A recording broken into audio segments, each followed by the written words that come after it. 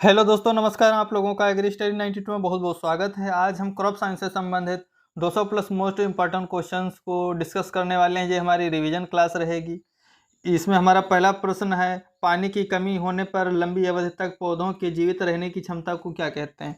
यानी पानी की कमी होने पर लंबी अवधि तक पौधों की जीवित रहने की क्षमता को क्या बोलेंगे।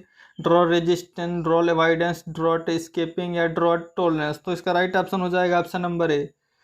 पानी की कमी होने पर लंबी अवधि तक पौधों के जीवित रहने की जो क्षमता है वो ड्रॉट टॉलरेंस कहलाती है। ऑप्शन नंबर ए राइट हो जाएगा। पानी की कमी होने पर लंबी अवधि तक पौधों का जीवित रहने की जो क्षमता है वो ड्रॉट टॉलरेंस कहलाती है। अगला प्रश्न है कि ड्राई फार्मिंग किसे बोलते हैं। ड्राई फार्मिंग का मतलब होता है जब एनुअल वर्षा लेस देन 750 mm, जब वार्षिक वर्षा 750 mm से कम होती है तो उसे ड्राई फार्मिंग बोलते हैं। जब वर्षा 750 mm से अधिक हो और 1150 mm से कम होते हैं तो उसे ड्राई लैंड फार्मिंग बोलते हैं। और रेनफेड फार्मिंग किसे बोलते हैं, जब वर्षा जो है 1150 mm से अधिक होती है एक वर्ष में तो इसे रेनफेड फार्मिंग बोलते हैं। ड्राई फार्मिंग में लेस देन 750 mm और ड्राई लैंड फार्मिंग में 750 mm टू 1150 mm और रेनफेड फार्मिंग में जो वर्षा होती है मोर देन 1150 mm होती है। अगला प्रश्न है, सूखे के क्षेत्र में अवधि के वार्षिक पौधों को कहते हैं। जो सूखे क्षेत्र के कम अवधि के वार्षिक प्लांट होते हैं उनको क्या बोलेंगे, उनको बोलेंगे एमेरोलूस। एफेमेरलूस बोलते हैं। एक वर्ष से जो प्लांट होते हैं सूखे क्षेत्र वाले, सूखे क्षेत्र के कम अवधि के वार्षिक पौधों को एफेमेरलूस बोलते हैं। ऑप्शन नंबर इसमें ए राइट है। सूखे क्षेत्र के कम अवधि के वार्षिक पौधों को एफेमेरुलोस बोलते हैं। ऑप्शन नंबर ए राइट है इसमें। अगला प्रश्न है, फिजियोलॉजिकल सूखा होने का क्या कारण है। फिजियोलॉजिकल सूखा होने का क्या कारण है। ऑप्शन नंबर डी राइट हो जाएगा। मृदा के घोल का ओस्मोटिक दाब अधिक होना। मृदा के घोल का ओस्मोटिक दाब जब अधिक हो जाता है तो फिजियोलॉजिकल सूखा हो जाता है। डिस्क्रिप्शन देख सकते हैं आप। फिजियोलॉजिकल सूखा होने का जो मुख्य कारण है मृदा के घोल का ओस्मोटिक दाब अधिक होना। मृदा के घोल का ओस्मोटिक दाब अधिक होना फिजियोलॉजिकल सूखा का मुख्य कारण होता है। अगला प्रश्न, दियारा भूमि में किन सब्जियों की खेती की जाती है। दियारा भूमि में किन सब्जियों की खेती करते हैं तो ऑप्शन नंबर इसमें बी राइट हो जाएगा। कुकुरबिट्स जो होती हैं, इन कद्दू वर्गीय सब्जियों की खेती हम दियारा भूमि में करते हैं। अगला प्रश्न है, भारत में कृषि योग्य भूमि का अधिकांश भाग है। भारत में कृषि योग्य भूमि का अधिकांश भाग है 750 mm से अधिक वार्षिक वर्षा वाले क्षेत्रों के अंतर्गत। ऑप्शन नंबर इसमें सी राइट हो जाएगा। भारत में कृषि योग्य भूमि का अधिकांश जो क्षेत्रफल है ये ड्राई लैंड फार्मिंग के अंतर्गत आता है। भारत में कृषि योग्य भूमि का जो अधिकांश भाग है ड्राई लैंड फार्मिंग के अंतर्गत आता है। इसमें वर्षा जो 750 से 1150 mm के बीच होती है। ऑप्शन नंबर सी राइट है। अगला प्रश्न है, भूपरिष्करण के जनक कौन है। भूपरिष्करण के जनक कौन से हैं। इसमें राइट ऑप्शन होगा जेथ्रोड। जेथ्रोड को फादर ऑफ टिलेज बोलते हैं। अगला प्रश्न है,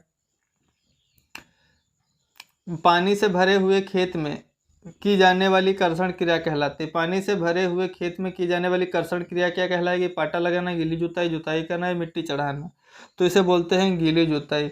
पानी से भरे खेत में की जाने वाली कर्षण क्रियाएं पडलिंग कहलाएंगी। गीली जुताई जिसे बोलते हैं। ऑप्शन नंबर बी राइट है। अगला प्रश्न है, न्यूनतम जुताई की अवधारणा प्रारंभ हुई। मिनिमम टिलेज जो था इसकी अवधारणा कहाँ से प्रारंभ हुई थी तो इसका राइट ऑप्शन हो जाएगा यूएस से। न्यूनतम टिलेज इसे मिनिमम टिलेज बोलते हैं, जो इसकी धारणा है 1974 में यूएसए से प्रारंभ हुई थी। इसके पिता हैं E.H. Faulkner. Father of minimum tillage E.H. Faulkner हो जाएंगे। 1974 में अमेरिका से मिनिमम टिलेज स्टार्ट हुई। अगला प्रश्न है, zero tillage was first introduce in India. शून्य जुताई भारत में सर्वप्रथम किसके अंतर्गत शुरू हुई तो इसका राइट ऑप्शन हो जाएगा ऑप्शन नंबर ए। व्हीट और राइस क्रॉपिंग सिस्टम के अंतर्गत जो है ये जीरो टिलेज शुरू हुई। ऑप्शन नंबर ए राइट हो जाएगा। शून्य जुताई सर्वप्रथम यूएसए में 1950 में प्रारंभ की गई थी और शून्य जो जुताई के पिता है वो जेबी ट्रिपलेट है। Father of zero tillage JB Triplett हो जाएंगे। फादर ऑफ मिनिमम टिलेज के E.H. फाल्कनर हो जाएंगे। मिनिमम टिलेज भी यूएसए में ही शुरू हुई और ये जीरो टिलेज भी यूएसए में शुरू हुई। शून्य जुताई भारत में सर्वप्रथम जो है चावल गेहूं फसली प्रणाली के अंतर्गत शुरू हुई। ऑप्शन नंबर ए राइट है। अगला प्रश्न है, गीली जुताई करने के संदर्भ में एक को छोड़कर सभी सत्य हैं। तो यह मृदा संरचना को सुधारता है। गीली जुताई मृदा संरचना को सुधारता है, यही सत्य है, बाकी सभी असत्य है। अगला प्रश्न है, टीलेज यानी रिजल्ट इन टीलेज का क्या परिणाम होता है। ऑप्शन नंबर इसमें बी राइट है। घटा हुआ स्थूल घनत्व।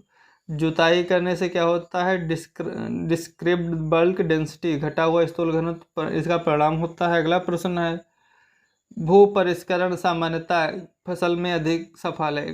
जो शून्य टीलेज है किस फसल में अधिक सफल है, तो गेहूं राइस में होता है। ऑप्शन नंबर इसमें बी राइट हो जाएगा। शून्य भू परिष्करण सामान्यतः गेहूं की फसल में अधिक सफल है। और इसके शून्य भू परिष्करण के जनक जेबी ट्रिपलेट है।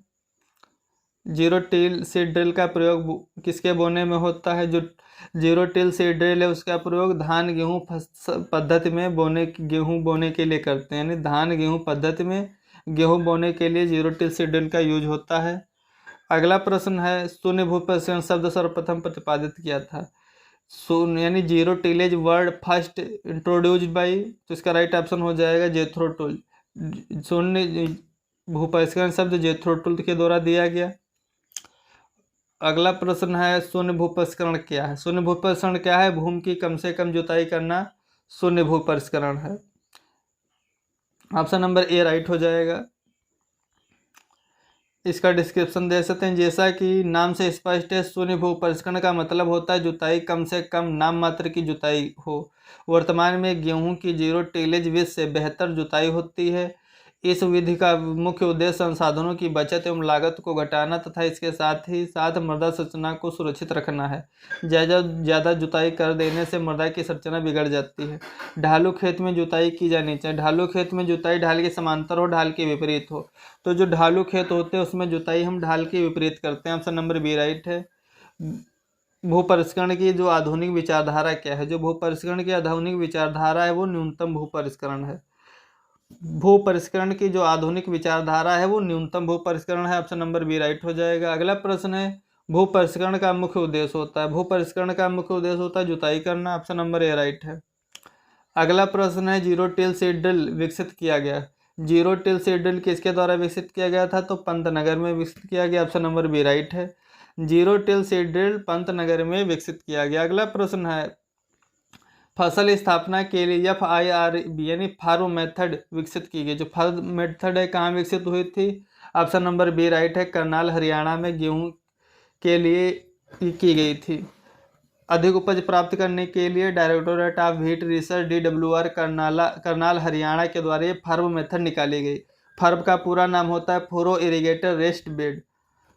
अगला प्रश्न है, जीरो टिल सीड ड्रिल विकसित की गई थी कहाँ, अभी बताया आपको, करनाल हरियाणा में। ऑप्शन नंबर बी राइट हो जाएगा। पंतनगर में जो जीरो टिल है पंतनगर में, फार्म है करनाल हरियाणा में।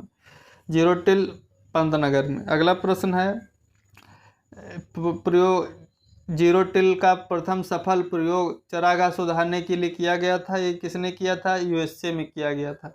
जीरो टिलेज का प्रथम प्रयोग जो है चारागाह सुधारने के लिए USA में हुआ था। अगला प्रश्न है, कृषि क्रियाएं जो बीज बुआई से फसल कटाई तक की जाती हैं कहलाएंगी। बीज बुआई से जो फसल कटाई तक होती है सेकेंडरी टिलेज कहते हैं। बीज की बुआई से जो पहले क्रियाएं होती हैं उन्हें प्राइमरी टिलेज कहते हैं। और बीज बुआई से लेकर फसल की कटाई तक जो क्रियाएं होती है वो सेकेंडरी टिलेज कहलाती हैं। फादर ऑफ टिलेज हैं ये जेथरो टूल हैं। Father of tillage Jethro Tull, father of zero tillage JB triplet, और फादर ऑफ मिनिमम टिलेज है EH फाल्कनर। अगला प्रश्न है, मिट्टी के यांत्रिक फेरफार या जोड़ तोड़ को क्या बोलेंगे। इसको बोलेंगे ऑप्शन नंबर है टिलेज। मिट्टी के यांत्रिक फेरफार या तोड़ जोड़ को भी बोलते हैं टिलेज। अगला प्रश्न है, किसको जुताई का जनक है टिलेज। फादर ऑफ टिलेज कौन है, जेथरो टूल को फादर ऑफ टिलेज कहते हैं। और जो फादर ऑफ पेडोलॉजी हैं वो VV डाकुचेव हैं। Father of golden revolution KL Chadha हैं। Father of tillage Jethro Tull, father of pedology VV Dokuchaev, father of golden revolution doctor KL Chadha. अगला प्रश्न है, निम्न में से कौन एक एंजाइम है। एंजाइम कौन है, वसा, प्रोटीन, खनिज, विटामिन। तो ऑप्शन नंबर बी राइट हो जाएगा। जो प्रोटीन है वो एंजाइम है। अगला प्रश्न है, वसा पानी में घुलनशील नहीं है। Glucose, nitrogen, starch, calcium carbonate. तो ऑप्शन नंबर बी राइट है। जो स्टार्च होते हैं वो पानी में नहीं घुलते हैं। स्टार्च एक पॉलीसेकेराइड कार्बोहाइड्रेट है जो पानी में साधारणतः नहीं घुलता है। स्टार्च क्या है? पॉलीसेकेराइड कार्बोहाइड्रेट है जो पानी में नहीं घुलता है। अगला प्रश्न है, किस एंजाइम की गतिविधि का टेट्राजोलियम परीक्षण किस एंजाइम की गतिविधि का निर्धारण करता है? ऑप्शन नंबर इसमें बी राइट हो जाएगा, डिहाइड्रोजिनेज। टेट्राजोलियम परीक्षण जो है डिहाइड्रोजिनेज एंजाइम की गतिविधि का निर्धारण करता है। ऑप्शन नंबर बी राइट है। अगला प्रश्न है, पाचन एंजाइम पशुओं की पाचन नलियों में पाए जाते हैं। विशेषता लाइसोसोम। जो लाइसोसोम है इसमें पाचन एंजाइम पाए जाते हैं। ऑप्शन नंबर बी राइट है। अगला प्रश्न है, निम्नलिखित में से कौन हार्मोन आधारित पादप वृद्धि नियामक को दर्शाता है? निम्नलिखित में से कौन सा हार्मोन जो है पादप वृद्धि नियामक को दर्शाता है? तो ऑप्शन नंबर इसमें डी राइट हो जाएगा। जो सैलिसिलिक अम्ल है ये जो है पादप वृद्धि नियामक को दर्शाता है। अगला प्रश्न है, वसा में घुलनशील विटामिन। विटामिन दो प्रकार के होते हैं, जल में घुलनशील, एक वसा में घुलनशील। तो आप इधर दे सकते हैं को जल में घुलनशील वाले केवल BC हैं और ADE के वसा में घुलनशील विटामिन। वसा में घुलनशील विटामिन ADE के और BC जो है जल में घुलनशील है। विटामिन शब्द को सबसे पहले फंक ने दिया था 1912 में। विटामिन शब्द का सबसे पहले फंक ने दिया 1912 में। विटामिन दो प्रकार की, जल में घुलनशील BC और वसा में घुलनशील ADE के। अगला प्रश्न, टमाटर का लाल रंग किसके कारण होता है? तो लाइकोपिन हो जाएगा। टमाटर का देख सकते हैं हम लाल रंग लाइकोपिन है। प्याज का पीला रंग क्वेरसिटिन, प्याज का पीला रंग क्वेरसिटिन और प्याज में लाल रंग एंथोसाइनिन, मिर्च में लाल रंग कैप्सेथिन, हल्दी में पीला रंग कुरकुमिन, गाजर का लाल रंग एंथोसाइनिन, आलू का जो हरा रंग होता है वो होता है सोलेनिन के कारण और गाजर का नारंगी रंग कैरोटीन के कारण। गाजर का नारंगी रंग कैरोटीन, आलू में हरापन सोलेनिन। अगला प्रश्न है, आम के फल को पकाने में कौन सा कारक जिम्मेदार? आम के फलों को कौन पकाता है? इथेरॉल या इथिलीन भी बोलते हैं। इनमें से अगला प्रश्न है, इनमें से कौन सा तत्व बीज जमने में प्रतिरोधक है? बीज के जमने में कौन सा प्रतिरोधक है? तो ऑप्शन नंबर ए राइट हो जाएगा, एब्सिसिक एसिड। बीज जमने में प्रतिरोधक है एब्सिसिक एसिड। एब्सिसिक अम्ल एक वृद्धिरोधक पदार्थ है। एब्सिसिक अम्ल क्या है? एक वृद्धिरोधक पदार्थ है। एब्सिसिक अम्ल के विलयन को पत्तियों पर छिड़कने से उनका शीघ्र ही विगलन हो जाता है। अगला प्रश्न है, पौधों में रंध्र के बंद होने में सहायक हार्मोन। पौधों में रंध्र के बंद होने में कौन सहायक है? ऑप्शन नंबर बी राइट है, एब्सिसिक एसिड। पौधों में रंध्र के बंद होने में सहायक हार्मोन है एब्सिसिक एसिड। अगला प्रश्न है, निम्न में से कौन सी प्रोटीन पानी में घुलनशील? तो BC जो होते हैं वो विटामिन घुलनशील होते हैं, लेकिन इसमें पूछा है प्रोटीन कौन से घुलनशील है, तो ऑप्शन नंबर ए राइट है। जो एल्ब्यूमिन है प्रोटीन वो पानी में घुलनशील है। निम्नलिखित में से कौन सी प्रोटीन पानी में घुलनशील? तो एल्ब्यूमिन। और विटामिन पूछे तो BC। अगला प्रश्न है, केले में फलियों को भरने के लिए किस हार्मोन का प्रयोग करते हैं? तो ऑप्शन नंबर सी राइट है, Na। जो नेफ्थलीन एसिटिक एसिड होता है इसका यूज हम केले में फलियों को भरने के लिए करते हैं। अगला प्रश्न है, अल्फा और बीटा ट्यूबुलिन प्रोटीन अवयव हैं। अल्फा और बीटा जो हैं ट्यूबुलिन प्रोटीन अवयव है। एक्टोफिलामेंट या इंटरमीडिएट या सूक्ष्म ट्यूबुलेट या सभी? तो इसका सभी राइट हो जाएगा। अल्फा और बीटा ट्यूबुलिन प्रोटीन अवयव है, एक्टिन फिलामेंट्स और इंटरमीडिएट का और सूक्ष्म ट्यूबल्स का। अगला प्रश्न है, सिरके में कितने % एसिटिक एसिड होता है? सिरके में होता है 5% acetic acid. Option number B right है, सिरके में एसिटिक एसिड 5%। अगला प्रश्न है, लोह एक महत्वपूर्ण अवयव है। लोह एक महत्वपूर्ण अवयव है। ऑप्शन नंबर डी राइट है इनमें से सभी। साइट्रोक्रोम का, सीरोहेम और फेरिडाक्सिन। लोह एक महत्वपूर्ण अवयव है साइटोक्रोम्स का, फेरिडाक्सिन का और सीरोहेम का। अगला प्रश्न है, संतृप्त वसा युक्त अम्ल कौन सा है? तो ऑप्शन नंबर इसमें सी राइट है। जो स्टेरिक एसिड है वो संतृप्त वसा युक्त अम्ल है। ऑप्शन नंबर सी राइट है। अगला प्रश्न है, इनमें से कौन सा कार्बनिक पदार्थ नहीं है? तो हार्मोन जो होते हैं वो कार्बनिक पदार्थ नहीं है। अवशोषित प्रोटीन, विटामिन, कार्बोहाइड्रेट सब कार्बनिक पदार्थ हैं। अगला प्रश्न है, जिब्रेलिक एसिड के जिस सांद्रण पर खीरा में स्त्री पुरुष की संख्या बढ़ती है वह है? ऑप्शन नंबर इसमें डी राइट हो जाएगा, 150 से 200 ppm। खीरा एक जो है कद्दू वर्गीय फसल है जिसका प्रयोग फल के रूप में कच्चे ही किया जाता है। इसके पौधों में स्त्री पुष्पों की संख्या बढ़ाने के लिए हम 150 से 200 ppm जिब्रेलिक एसिड का छिड़काव करते हैं। यानी अगर हमें कद्दू वर्गीय फसलों में फीमेल्स की संख्या बढ़ानी है तो हम खीरा में अगर फीमेल्स की संख्या बढ़ानी है तो हम किसका छिड़काव करेंगे? जिब्रेलिक एसिड 150 से 200 ppm। खीरे में फीमेल फ्लावर की संख्या बढ़ाने के लिए 150 से 200 ppm जिब्रेलिक एसिड का छिड़काव करते हैं। ppm का फुल फॉर्म होता है पार्ट पर मिलियन। प्रोपियोनिक अम्ल होता है। ऑप्शन नंबर ए राइट है, वाष्पशील वसादार अम्ल। प्रोपियोनिक अम्ल होता है वाष्पशील वसादार अम्ल। अगला प्रश्न है, पेनिसिलिन का आविष्कार किसने किया था? तो इसका अलेक्जेंडर फ्लेमिंग ने किया था। पेनिसिलिन का आविष्कार अलेक्जेंडर फ्लेमिंग ने किया। अगला प्रश्न है, एक गुलाब के फूल की पंखुड़ियों में लाल रंग किसकी उपस्थिति के कारण होता है? एक गुलाब के फूल की पंखुड़ियों में जो लाल रंग है वो किसके कारण होगा? एंथोसायनिन के कारण। अगला प्रश्न है, निम्नलिखित में से किसका उपयोग फलों को पकाने में होता है? फलों को पकाने में एथिलीन यूज होता है, कहीं कहीं इथेनॉल भी दिया होता है। अगला प्रश्न है, एस्कॉर्बिक एसिड की कमी से होने वाला रोग? एस्कॉर्बिक एसिड से होता है स्कर्वी रोग। ऑप्शन नंबर डी राइट है। इधर विटामिन दिए हुए एक तरफ इसकी कमियाँ, तो विटामिन ए को बोलते हैं रेटिनॉल, इसकी कमी से रतौंधी होता है। रतौंधी को जीरोफथेलेमिया भी बोलते हैं। अगला प्रश्न है, विटामिन B1 जो है उसे थायमिन बोलते हैं, इसकी कमी से बेरी। विटामिन सी से स्कर्वी। विटामिन सी का रासायनिक नाम एस्कॉर्बिक एसिड। विटामिन डी का होता है कैल्सीफेरॉल और विटामिन ई का टोकोफेरॉल। विटामिन ई की कमी से बांझपन होता है। विटामिन डी की कमी से रिकेटस या osteomalacia. Vitamin C scurvy, vitamin B1 beriberi और विटामिन ए से रतौंधी। अगला प्रश्न है, मिर्च में तीखापन। तो मिर्च में तीखापन होता है कैप्सेसिन के कारण। ऑप्शन नंबर डी राइट है।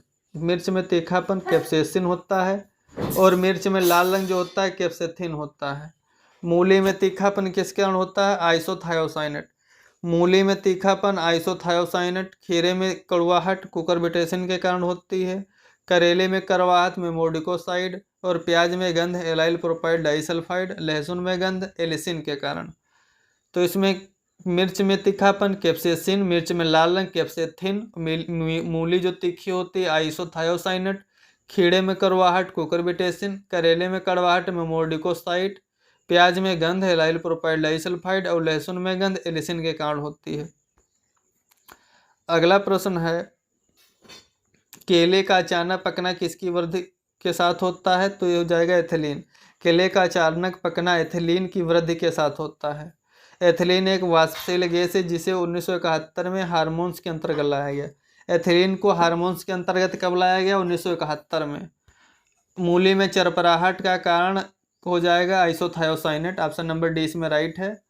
मूली में तीखापन या चरपराहट होती है आइसोथायोसाइनेट के कारण। मिर्च में चरपराहट कैप्सेसिन। शलजम में चरपराहट कैल्शियम ऑक्जेलेट। खीरे में कड़वाहट कुकुरबिटेसिन। अगला प्रश्न है, विटामिन ई की खोज किसने की थी? विटामिन ई को बोलते हैं टोकोफेरॉल। इसकी खोज इवेंस तथा बिशप ने 1922 में की थी।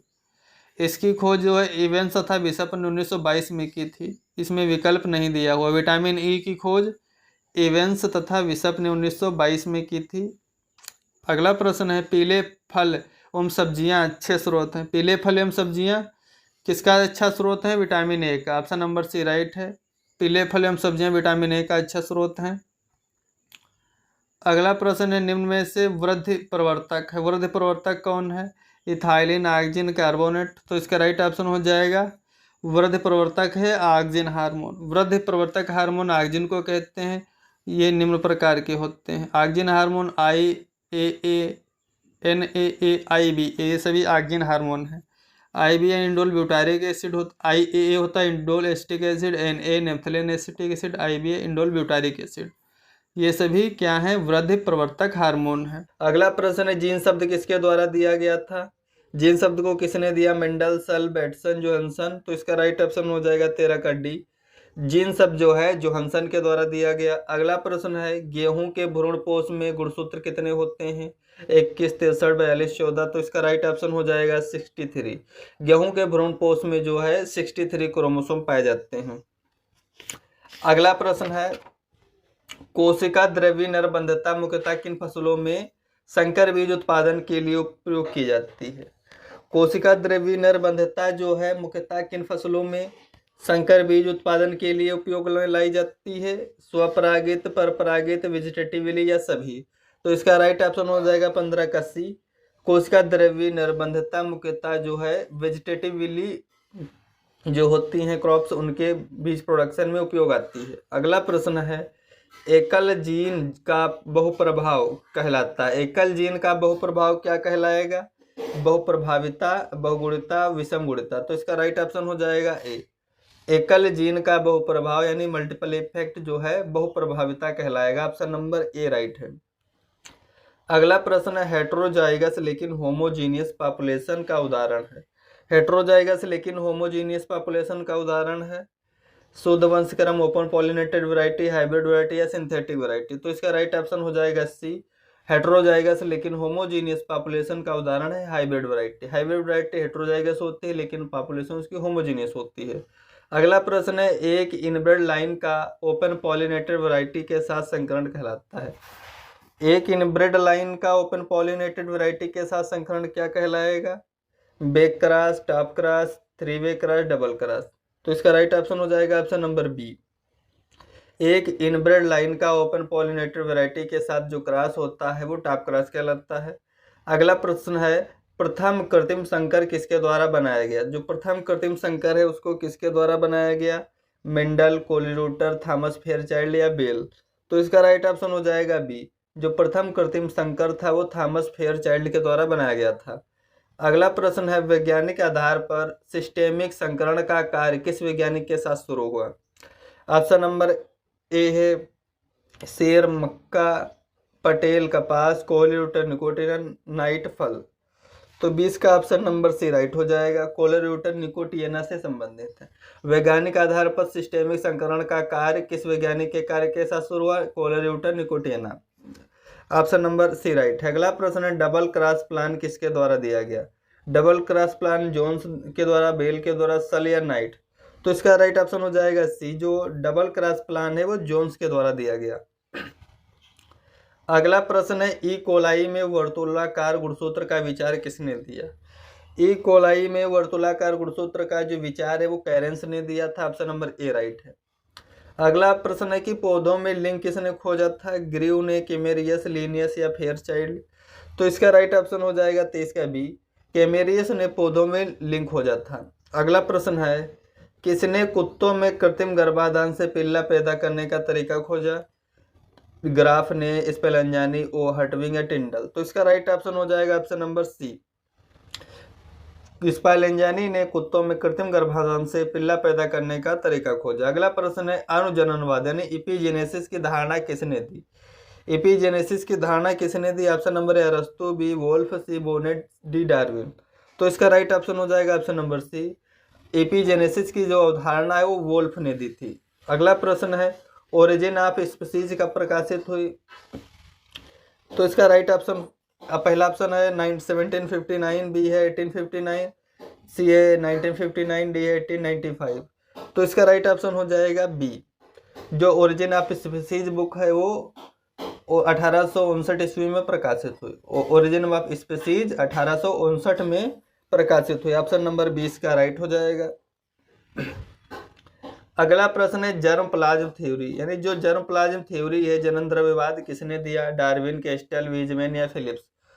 तो इसका राइट ऑप्शन हो जाएगा ऑप्शन नंबर बी। वीजमैन के द्वारा जो है जर्म प्लाज्म थ्योरी दी गई। अगला प्रश्न है सेल लिंकेज थ्योरी किसने दी?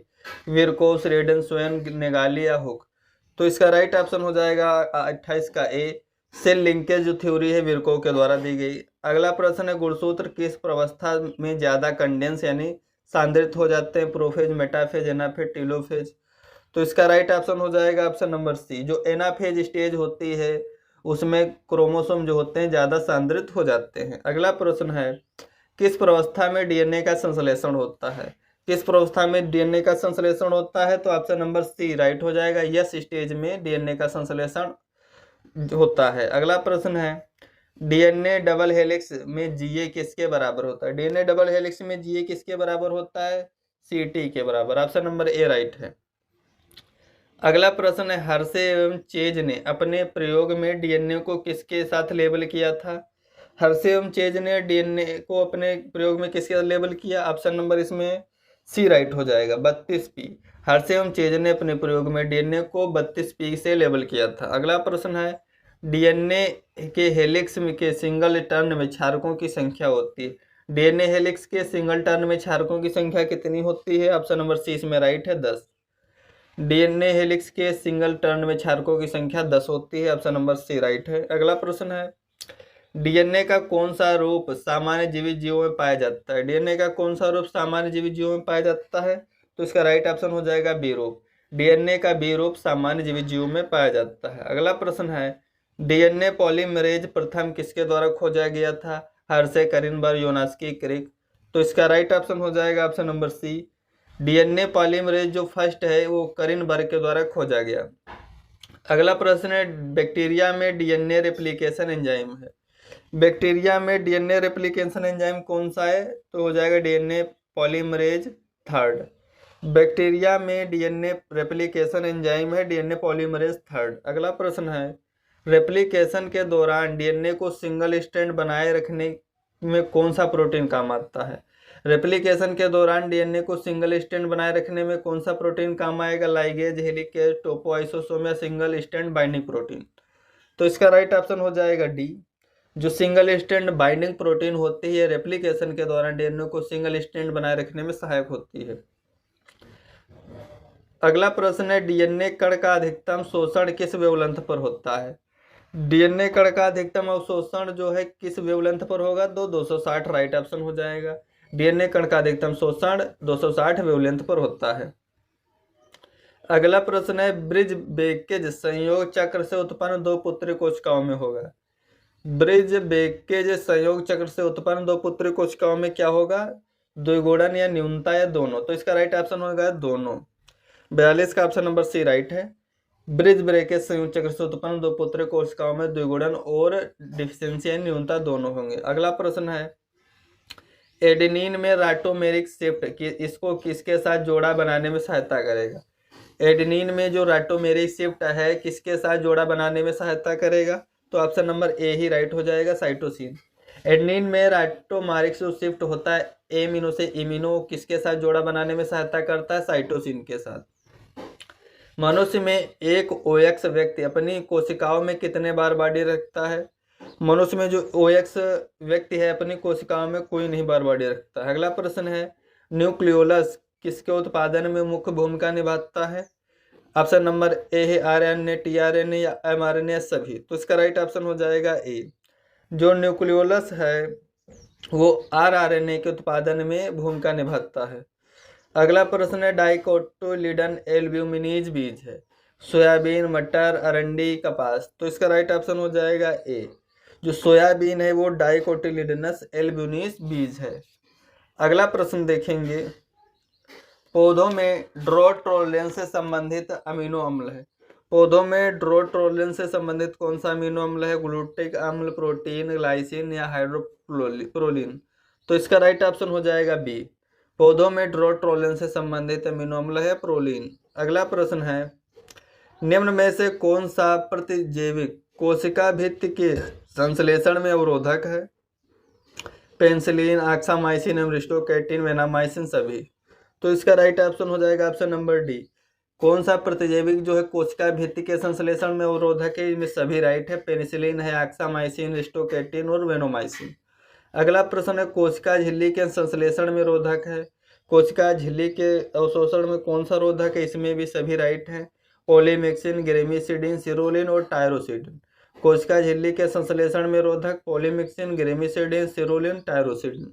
अगला प्रश्न है, mRNA संश्लेषण रोधक है। mRNA संश्लेषण रोधक है, इसमें सभी राइट हो जाएंगे। एक्टिनोमाइसिन डी, रिफामाइसिन या फाइब्रोमायूरेसिल। mRNA संश्लेषण रोधक हैं एक्टिनोमाइसिन, रिफामाइसिन और ब्रोमोयूरेसिल। अगला प्रश्न है, प्रोटीन संश्लेषण में रोधक, इसमें भी सभी राइट ऑप्शन हो जाएंगे। स्ट्रेटोमाइसिन है, यूरोमाइसिन, निपोमाइसिन, क्लोरामफेनिकाल, एरिथ्रोमाइसिन। प्रोटीन संश्लेषण में रोधक है स्ट्रेटोमाइसिन, यूरोमाइसिन, निपोमाइसिन, क्लोरोफेनिकोल और एरिथ्रोमाइसिन। अगला प्रश्न है चना एवं गेहूं में क्रमशः बीज गुणन अनुपात होता है। चना एवं गेहूं में बीज गुणन अनुपात कितना होता है? 1:10 जो होता है चना में होता है और 1:20 गेहूं में होता है। चना और गेहूं में बीज गुणन अनुपात होता है, चना में 1:10 और गेहूं में 1:20 होता है। 52 का ऑप्शन नंबर डी राइट है। अगला प्रश्न है आलू एवं मूंगफली में बीज गुणन अनुपात क्या होता है? ऑप्शन नंबर इसमें ए राइट हो जाएगा। आलू में 1:4 और मूंगफली में 1:8 बीज गुणन अनुपात होता है। आलू एवं मूंगफली में क्रमशः बीज गुणन अनुपात 1:4 और 1:8 होता है। ऑप्शन नंबर ए राइट है। अगला प्रश्न है धान में बीज गुणन अनुपात कितना होता है? 1:100, 1:80, 1:40, 1:10। तो इसका राइट ऑप्शन हो जाएगा ऑप्शन नंबर बी। जो धान है, धान में बीज गुणन अनुपात होता है 1:80। बाजरे में बीज गुणन अनुपात कितना होता है? ऑप्शन नंबर ए है 1:100, 1:150, 1:300, 1:200। तो इसका 55 का ऑप्शन नंबर सी राइट हो जाएगा। बाजरे में जो बीज गुणन अनुपात होता है 1:200 होता है। गेहूं में 1:10, चने में गेहूं में 1:20, चने में 1:10 होता है और धान में 1:80 होता है। बाजरे में 1:200, ऑप्शन नंबर सी राइट हो जाएगा, 55 का सी। अगला प्रश्न देखेंगे रेपसीड है, अरहर है, संकर मक्का है, ज्वार जूट में बीज गुणन अनुपात होता है। रेपसीड, अरहर, संकर मक्का, ज्वार एवं जूट में जो बीज गुणन अनुपात होता है 1:100 होता है। 56 का ए राइट ऑप्शन है। अगला प्रश्न है हरे पौधों में प्रकाश संश्लेषण होता है प्रोटोप्लास्ट से, ल्यूकोप्लास्ट से, क्रोमोप्लास्ट या क्लोरोप्लास्ट में। तो इसका राइट ऑप्शन हो जाएगा ऑप्शन नंबर डी। हरे पौधों में जो प्रकाश संश्लेषण होता है क्लोरोप्लास्ट में होता है। अगला प्रश्न है कोशिका में प्रोटीन का स्थान है। कोशिका में प्रोटीन का संश्लेषण कहाँ होता है? कोशिका में प्रोटीन का संश्लेषण राइबोसोम में, ईआर में, क्लोरोप्लास्ट में या माइटोकॉन्ड्रिया में। तो इसका राइट ऑप्शन हो जाएगा 58 का ए। जो राइबोसोम होते हैं वो प्रोटीन का संश्लेषण करते हैं। ऑप्शन नंबर ए राइट है। अगला प्रश्न कौन सा कोशिकांग यानी पाचक एंजाइम रखता है? पाचक एंजाइम कौन सा रखता है? 59 का डी राइट ऑप्शन हो जाएगा। लाइसोसोम जो है इसे आत्महत्या की थैली भी बोलते हैं, डाइजेस्टिव एंजाइम रखता है। अगला प्रश्न है एक्स रेज की खोज किसने की? Wilson, Roentgen, Muller, Wenger. तो 60 का ऑप्शन नंबर बी राइट हो जाएगा। रोंटगन ने एक्सरे की खोज की थी। अगला प्रश्न है सामान्य जीन की अपूर्ण प्रतिलिपि कहलाती है। सामान्य जीन की अपूर्ण प्रतिलिपि क्या कहलाएगी? स्यूडोजीन। सामान्य जीन की जो डिफेक्टिव कॉपीज है वो कहलाएगी स्यूडोजीन। अगला प्रश्न है शब्द रिकॉन, म्यूटेन, सिस्ट्रोन 1957 में किसके द्वारा दिया गया? तो ऑप्शन नंबर इसमें सी राइट हो जाएगा, बेंजर। शब्द रिकॉन, म्यूटोन और सिस्ट्रोन जो है 1957 में बेंजर के द्वारा दिया गया। अगला प्रश्न कौन सा प्रसरण स्थिर है? कौन सा प्रसरण स्थिर है? इसमें ऑप्शन नंबर ए राइट हो जाएगा, एडिटिव। एडिटिव जो प्रसरण है, वेरिएंस है, वो स्थिर है। शब्द साइब्रिड कहलाता है। साइब्रिड को क्या बोलेंगे? सोमेटिक संकर, युग्मक संकर, दोनों। तो इसका राइट ऑप्शन हो जाएगा ए, सोमेटिक संकर कहलाता, साइब्रिड कहलाएगा सोमेटिक संकर। अगला प्रश्न है एड्स में इम्यून प्रभाव का कौन सा कारक अयोग्य हो जाता है? एड्स में इम्यून प्रभाव का कौन सा कारक अयोग्य हो जाता है? बी कोशिका, मैक्रोफेज या हेल्पर टी कोशिकाएं। तो इसका राइट ऑप्शन हो जाएगा 65 का सी। जो हेल्पर टी कोशिकाएं हैं एड्स में ये अयोग्य हो जाती हैं। ऑप्शन नंबर सी राइट है। अगला प्रश्न है समसूत्रीय विभाजन के दौरान गुणसूत्र डीएनए द्विगुणन होता है। समसूत्रीय विभाजन के दौरान गुणसूत्र डीएनए द्विगुणन किस स्टेज में होगा? इसमें राइट ऑप्शन हो जाएगा ए, अंतरा स्टेज में।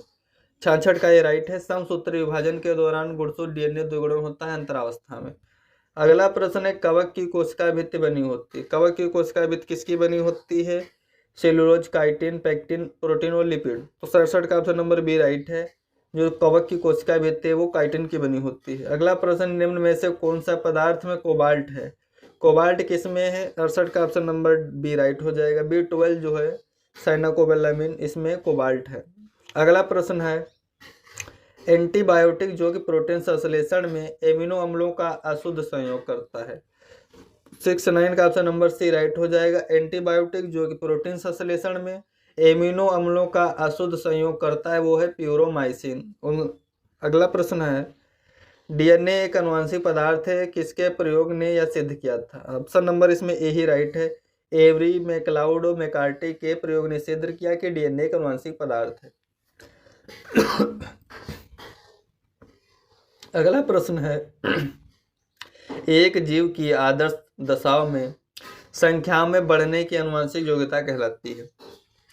एक जीव की आदर्श दशाओं में संख्या में बढ़ने की आनुवंशिक योग्यता क्या कहलाएगी? वृद्धि दर, बायोटिक पोटेंशियल, रिप्रोडक्टिव पोटेंशियल या पॉपुलेशन एक्सप्लोजन।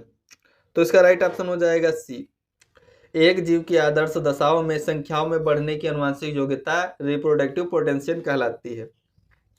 अगला प्रश्न है आरडीएनए विश्लेषण सूचना देता है। आरडीएनए विश्लेषण सूचना देता है फाइलोजेनिक संबंधों का। ऑप्शन नंबर ए राइट है। जो आरडीएनए विश्लेषण सूचना देगा फाइलोजेनिक संबंधों को। अगला प्रश्न है किस पौधे के फूल की दशा क्लिस्टोगेमी है? किस फूल की दशा जो क्लिस्टोगेमी है? मक्का, बाजरा, अलसी, गेहूं।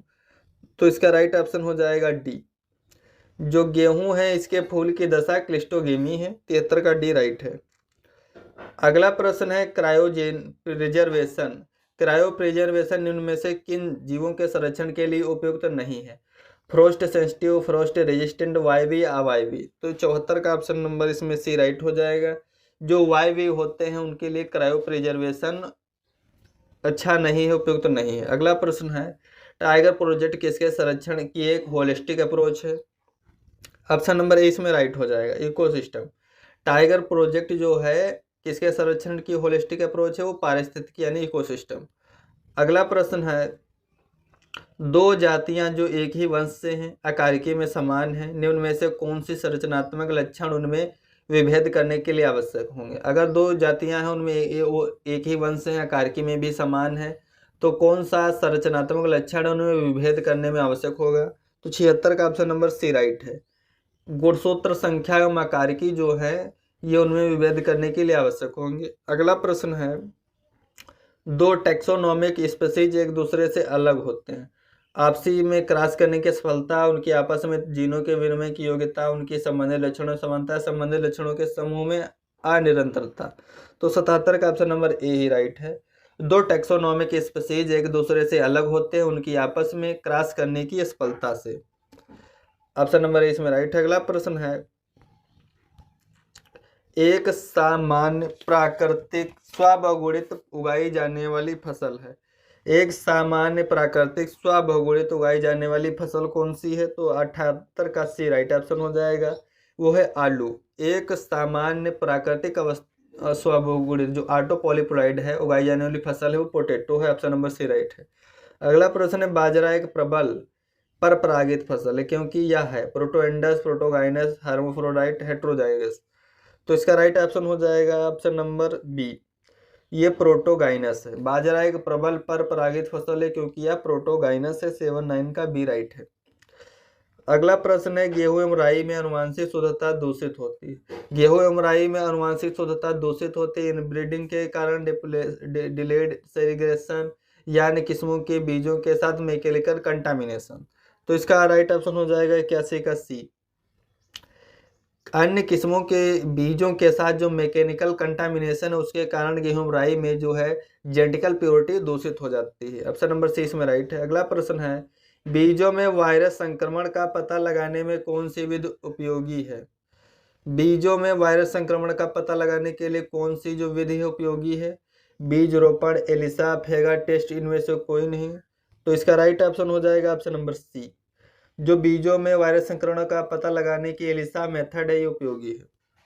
अगला प्रश्न निम्न में से कौन सा मुख्य कारक बीजों में स्थिरता को निर्धारित करता है? प्रकाश, नमी, तापमान, पोषक तत्व। तो 84 का ऑप्शन नंबर सी राइट हो जाएगा, नमी। नमी जो पोषक मुख्य कारक है जो बीजों में स्थिरता को निर्धारित करता है। अगला प्रश्न है बीज परीक्षण में ग्रो आउट टेस्ट किसके निर्धारण के लिए किया जाता है? 85 का ऑप्शन नंबर सी राइट हो जाएगा, अनुवांशिक शुद्धता के लिए।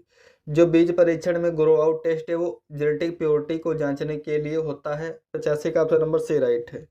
अगला प्रश्न कार्बोहाइड्रेट का स्थानांतरण मुख्यतः किस रूप में होता है?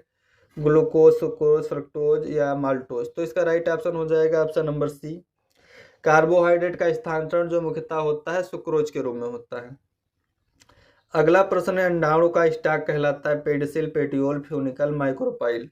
तो 88 का ऑप्शन नंबर सी राइट है, फ्यूनिकल। अंडाणु का स्टॉक फ्यूनिकल कहलाता है।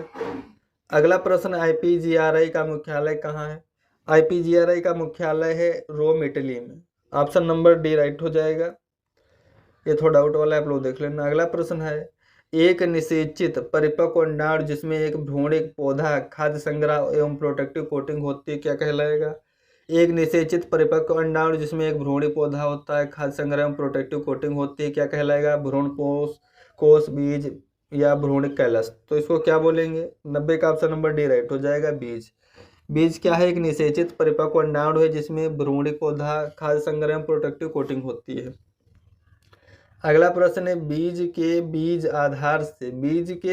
बीज आधार से अलग होने के स्थान पर दिखाई देने वाला चिन्ह क्या कहलाएगा? बीज के बीज आधार से अलग होने के स्थान पर दिखाई देने वाला बिंदु माइक्रोपाइल, पोल, स्टोम या हाइलम। तो इसको बोलेंगे ऑप्शन नंबर डी राइट हो जाएगा, हाइलम। बीज के बीज आधार से अलग होने के स्थान को हाइलम बोलते हैं। अगला प्रश्न है 92 का, अफ्लाटॉक्सिन किससे संबंधित? तो अफ्लाटॉक्सिन है फंगस से संबंधित है। ऑप्शन नंबर सी राइट है। अगला प्रश्न है, गाल्जी का दूसरा नाम क्या है? राइबोसोम, तारक केंद्र, डिक्टियोसोम, लाइसोसोम। तो इसका राइट ऑप्शन हो जाएगा ऑप्शन नंबर बी। जो गाल्जी काय का दूसरा नाम है वो डिक्टियोसोम है। अगला प्रश्न है, होमोलोगस श्रेणी का नियम किसने दिया? बिफेन, डार्विन, डी बेरी या वेविलो। तो इसका राइट ऑप्शन हो जाएगा डी। जो होमोलोगस श्रेणी है इसका नियम वेविलो के द्वारा दिया गया। 94 का डी राइट है। अगला प्रश्न है, ट्रांसपोजेबल एलिमेंट किसके द्वारा खोजे गए? तो इसका राइट ऑप्शन हो जाएगा, ट्रांसपोजेबल एलिमेंट है मेलिंग टांग के द्वारा खोजे गए। अगला प्रश्न है, वोबल हाइपोथेसिस किसने दी? फ्लोर, बेंजर, क्रिक, वाटसन। तो इसका राइट ऑप्शन हो जाएगा बी। जो वोबल हाइपोथेसिस वो क्रिक के द्वारा दी गई। जीन के लिए जीन परिकल्पना किसने दी? मेलिंगटांग, floor, बिफेन, de Bary.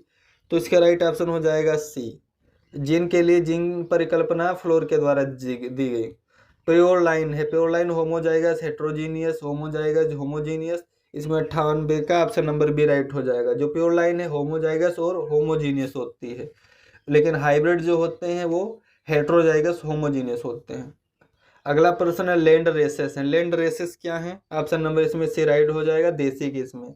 Land races हैं देसी किस्में।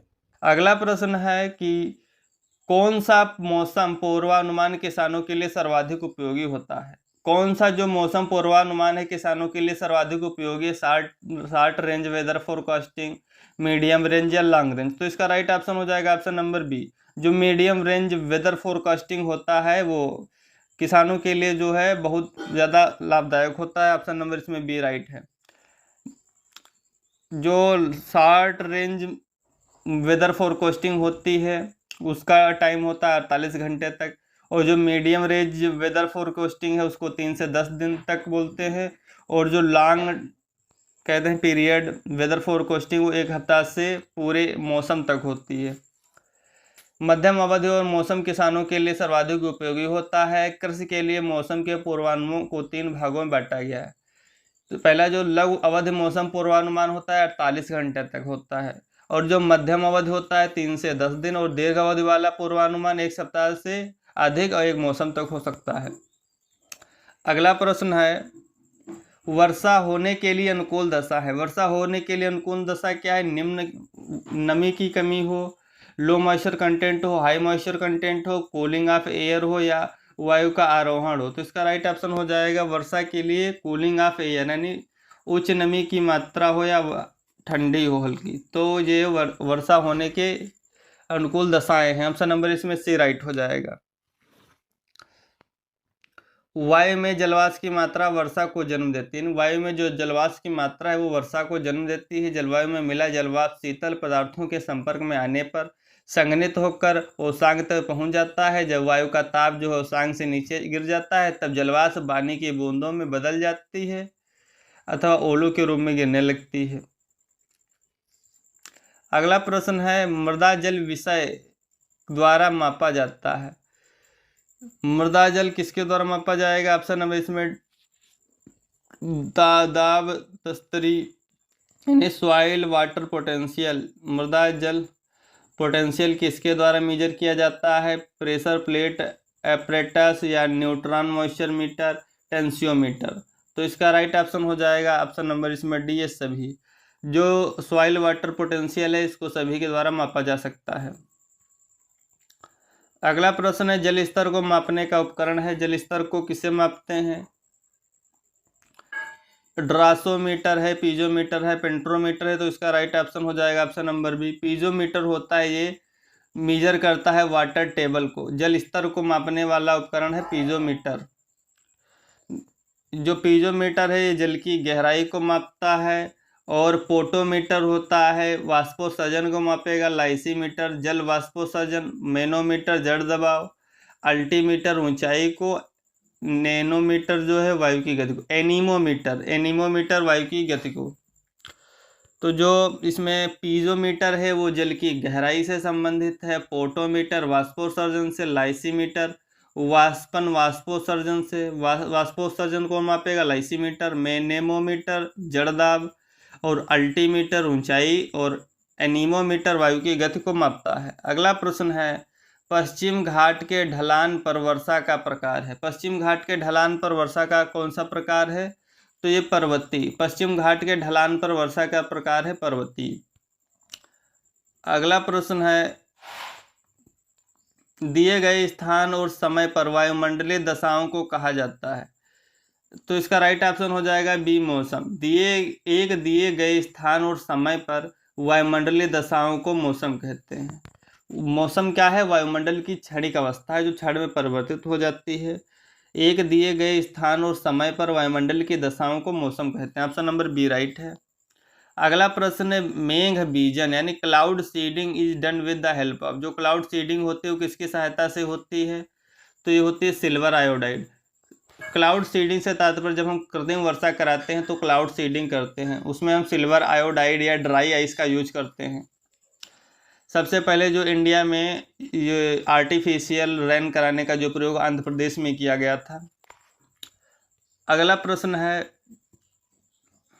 ओजोन परत के क्षय के कारण। ओजोन जो लेयर है क्यों क्षतिग्रस्त होती है? उसका डिप्लीशन होता है। तो ये राइट ऑप्शन हो जाएगा पराबैंगनी विकिरण धरती पर पहुंचती है। ये ओजोन परत के क्षरण का मेन कारण है। अगला प्रश्न है कि प्रातःकाल घास की पत्तियों के छोर और किनारों पर जमा बूंदें के क्या कारण है? जो प्रातःकाल घास की पत्तियों के छोर और किनारों पर जो जमा बूंदें उनका क्या कारण होता है? बिंदु स्राव जल के, मतलब वाटर फार फ्रॉम गुटेशन जिसे बोलते हैं, उसकी वजह से पत्तियों के छोर पर पानी की बूंदें आ जाती हैं। प्रातःकाल घास की पत्तियों के छोर और किनारों पर जमा बूंदें जो हैं ये बिंदु स्राव के जल के कारण आ जाती हैं। ऑप्शन नंबर इसमें सी राइट हो जाएगा। प्रातःकाल की घास की पत्तियों के छोर और किनारों पर जमा बूंदें बिंदु स्राव के कारण होती हैं। अगला और जो जब मृदा में अवशोषण योग्य जल की पर्याप्त मात्रा हो परंतु वाष्पोत्सर्जन ना हो सकता हो, धनात्मक मूल दाब के कारण जल का बिंदुओं के रूप में पत्तियों के किनारे पर जलरंध्र के मार्ग से जल का श्रावण जो है गुटेशन कहलाएगा, बिंदु श्रावण कहलाएगा। अगला प्रश्न निम्न में से कौन सा कथन सही नहीं है? तो इसका राइट ऑप्शन हो जाएगा डी, अधिकतम जल धारण क्षमता पर मृदा के सभी छिद्र पानी से भर जाते हैं। ये गलत ऑप्शन है, बाकी तीनों सही हैं। वातावरणीय सूखा अधिक आर्द्रता के कारण होता है, ये भी सही हो जाएगा। जो वातावरणीय सूखा अधिक आर्द्रता के कारण होगा। प्रवाही सिंचाई में जल प्रयोग क्षमता अधिक होती है। प्रवाही सिंचाई में जल प्रयोग क्षमता अधिक होती है। ऊंची नीची सतह वाली भूमि के लिए बौछारी कम उपयुक्त है। तो ये तीनों गलत ऑप्शन है, ऊपर के नीचे वाला राइट है। अधिकतम जल धारण क्षमता पर मृदा के सभी क्षेत्र जो हैं वो पानी से भर जाएंगे, यही ऑप्शन राइट है। अगला प्रश्न है जल की गैसीय अवस्था है। जल की गैसीय अवस्था कौन सी है? ठोस, द्रव, गैस। तो इसका राइट ऑप्शन हो जाएगा वाष्प। वाष्प है जो जल की ये गैसीय अवस्था है। अगला प्रश्न है एनीमोमीटर से मापते हैं, भी बताया था वायु की गति। एनीमोमीटर से मापते हैं वायु की गति या वायु वेग मापते हैं। वायु की दिशा जो होती है विंड वेन से मापते हैं। सापेक्षिक आर्द्रता जो रिलेटिव ह्यूमिडिटी बोलते हैं वो हाइग्रोमीटर से। विकिरण के तापमान को बैलोमीटर से मापते हैं। अगला प्रश्न है फलों के पेड़ को कोहरे से बचाने के लिए क्या करेंगे? मल्चिंग करेंगे, पानी लगाना, इंटरक्रॉपिंग या कोज प्लांटिंग। तो इसका राइट ऑप्शन हो जाएगा सी, फलों के पेड़ों को जो कोहरे से बचाने के लिए पानी भर देना चाहिए, क्योंकि पानी की होती है स्पेसिफिक हीट सबसे ज़्यादा, तो सबसे जल्दी ठंडा नहीं हो पाता है, इसलिए कोहरे से प्लांट बच जाते हैं। ऑप्शन नंबर इसका सी राइट है। अगला प्रश्न है, सल्फर डाइऑक्साइड और नाइट्रोजन डाइऑक्साइड जब वर्षा जल के साथ संपर्क में आते हैं इसे क्या कहेंगे? SO2 जो है और नाइट्रोजन डाइऑक्साइड है, जब वर्षा जल के साथ संपर्क में आएंगे उसे क्या बोलेंगे? अम्लीय वर्षा। सल्फर डाइऑक्साइड SO2 और नाइट्रोजन डाइऑक्साइड जो NO2 है, जब वर्षा जल के संपर्क में आएंगे तो आपस में क्रिया करके H2S यानी हाइड्रोजन सल्फाइड बनाते हैं, जो वर्षा के जल के साथ पृथ्वी पर गिरता है, इसे अम्लीय वर्षा कहते हैं। अम्लीय वर्षा में कौन कौन सी गैसें शामिल होती हैं? SO2 और नाइट्रोजन डाइऑक्साइड यानी NO2 दोनों मिलकर H2S बनाते हैं हाइड्रोजन सल्फाइड, जिससे अम्लीय प्रकृति हो जाती है वर्षा की। अगला प्रश्न है, सिंचाई की नाली के पानी फ्लो को मापते हैं। सिंचाई की नाली के पानी फ्लो को मापते हैं तो वी नोच द्वारा। सिंचाई की नाली के पानी का जो फ्लो होता है उसको वी नोच के द्वारा मापते हैं। अगला प्रश्न है, जो कोहरा होता है बादल का प्रतिरूप होता है, ये भी राइट है। पाला जो है 0 डिग्री सेल्सियस से कम तापक्रम पर जम जाता है। ओस क्या है? धरातल पर संचित जल की बूंदें हैं। और बादल जो है जलवाष्प के ठंडा होने की प्रक्रिया से उत्पन्न होते हैं। बादल जो है जलवाष्प के ठंडा होने की प्रक्रिया से उत्पन्न होंगे। ओस जो है धरातल पर संचित जल की बूंदें हैं। और पाला क्या है? जब 0 डिग्री सेल्सियस से कम तापमान चला जाता है तो पाला जम जाता है। और कोहरा क्या है? बादल का प्रतिरूप है। अगला शब्द है मानसून। शब्द किस भाषा से लिया गया है? मानसून है Arabic letter. Option number B right हो जाएगा। मानसून जो शब्द है वो अरबी भाषा का शब्द है। अगला प्रश्न है कि कौन सा सुमेलित नहीं है? बैरोमीटर नमी, वायु दिशा सूचक यंत्र, वायु की दिशा, पवन वेग मापी, वायु प्रसार की गति, तापलेखी, तापक्रम। तो इसका राइट ऑप्शन ए नहीं है। बैरोमीटर नमी नहीं मापता है, ये जो है दाब मापी यंत्र है, दाब को प्रेशर को मापता है बैरोमीटर। बाकी तीनों नीचे के सही हैं। अगला प्रश्न है, वायुमंडल आवश्यक है। वायुमंडल आवश्यक है किसके लिए? बादल निर्माण के लिए या वायु के लिए, मौसम परिदृश्य के लिए, इनमें सभी। तो इसका राइट ऑप्शन हो जाएगा ऑल ऑफ दीज। वायुमंडल आवश्यक है सभी के लिए। अगला प्रश्न है, वायुमंडल तथा उसमें होने वाली सभी घटनाएं जैसे वायु तापक्रम, बादल तापक्रम, वायुदाब आदि का अध्ययन मौसम विज्ञान के अंतर्गत किया जाता है। वाष्पीकरण की माप किस यंत्र के द्वारा करते हैं? वाष्पीकरण बैरोमीटर से मापेंगे, लाइसीमीटर, साइक्रोमीटर, हाइग्रोमीटर। तो इसका राइट ऑप्शन हो जाएगा सी। वाष्पीकरण की माप जो लाइसीमीटर के द्वारा की जाती है। ऑप्शन नंबर इसमें सी राइट है। वाष्पीकरण की माप लाइसोमीटर, लाइसीमीटर के द्वारा। अगला प्रश्न है, मानसूनी हवाएं देश में सबसे पहले किस तट पर पहुंचती हैं? जो मानसूनी हवाएं हैं देश में सबसे पहले किस तट पर पहुंचती हैं? उड़ीसा के तटीय क्षेत्र, बंगाल की खाड़ी में, दक्षिण भारत के केरल तटीय क्षेत्र या गुजरात के कच्छ में। तो इसका राइट ऑप्शन हो जाएगा सी। जो मानसूनी हवाएं हैं देश में सबसे पहले जो दक्षिण भारत का केरल का तट है वहां पर पहुंचती हैं। ऑप्शन नंबर सी राइट है। मानसूनी हवाएं देश में सबसे पहले जून तक दक्षिण भारत के केरल तटीय क्षेत्र के मालाबार तट पर आती हैं। इस मानसून को दक्षिणी पश्चिमी आती हुई मानसून कहते हैं। अगला प्रश्न है, पौधों में वृद्धि को नापा जाता है। पौधों में वृद्धि को किससे मापते हैं? फोटोमीटर द्वारा या ऑक्सीजनोमीटर, साधारण सूक्ष्मदर्शी या कैलोरीमीटर। तो ऑप्शन नंबर इसमें बी राइट हो जाएगा। जो पौधों में वृद्धि उसको ऑक्सीजनोमीटर के द्वारा मापते हैं। पौधों में वृद्धि oxygenometer, option number B right है। अगला प्रश्न, वर्षा के दिनों में बादलों की चमक और गरज एक साथ प्रारंभ होती है, गरज के पश्चात चमक होती है, चमक के पश्चात गरज, या अधिक ना गरज ना अधिक चमक। तो इसका राइट ऑप्शन हो जाएगा सी। चमक के बाद गरज प्रारंभ होती है। वर्षा के दिनों में पहले बिजली चमकती है, फिर गड़गड़ाहट की आवाज़ आती है। ऑप्शन नंबर सी राइट है। वर्षा के दिनों में बादलों की चमक और गरज में क्या है कि चमक के पश्चात गरज आएगी, यानी चमक पहले होगी गरज बाद में। ऑप्शन नंबर सी राइट है। अगला प्रश्न है कि वातावरण का तापक्रम मापने में प्रयोग आने वाले पद को कहते हैं। वातावरण का तापमान कौन मापता है? ऑप्शन नंबर इसमें डी राइट हो जाएगा। स्टीवेंसन का जो पर्दा होता है वो तापक्रम को मेजर करता है। अगला प्रश्न है, वातावरण का तापमान जो स्टीवेंसन स्क्रीन से ज्ञात किया जाता है। देख सकते हैं आप डिस्क्रिप्शन। जो वातावरण का तापमान है वो स्टीवेंसन स्क्रीन से ज्ञात करते हैं। अगला प्रश्न है, आंधी या स्टीवेंसन जो स्क्रीन होती है 4 फीट की ऊंचाई पर लगाई जाती है, ज़मीन से 4 फीट की ऊंचाई पर स्टीवेंसन स्क्रीन लगाते हैं। आंधी या तूफान आने से पहले बैरोमीटर का पारा धीरे धीरे ऊपर चढ़ेगा, शीघ्रता से नीचे गिरता है, या शीघ्रता से ऊपर, या अनिश्चित बना रहता है। तो इसका राइट ऑप्शन है बी।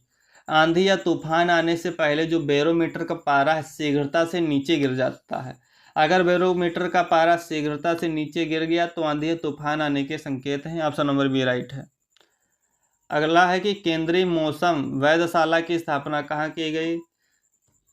केंद्रीय मौसम वेधशाला की स्थापना पुणे में हुई। ऑप्शन नंबर बी राइट है। अगला प्रश्न है, भारत में केंद्रीय मौसम वेधशाला की स्थापना पुणे में की गई थी। आईएमडी जो है उसकी स्थापना 1875 में पुणे महाराष्ट्र में हुई। इंडियन मेट्रोलॉजिकल डिपार्टमेंट 1875 पुणे में।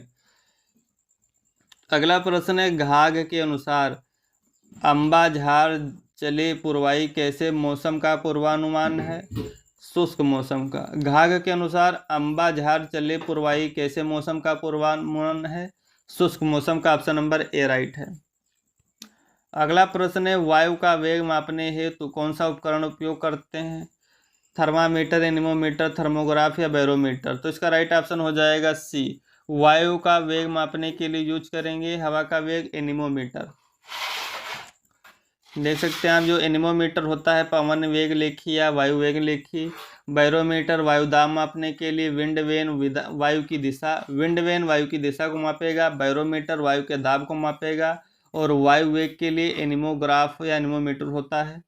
अगला प्रश्न है कि थर्मोमीटर जो है किसी स्थान के तापमान को मापेगा, और थर्मोग्राफ जो है इस यंत्र पर तापमान स्वतः अंकित होता है। थर्मोग्राफ पर अपने आप ऑटोमेटिक टेम्परेचर रिकॉर्ड होता रहता है।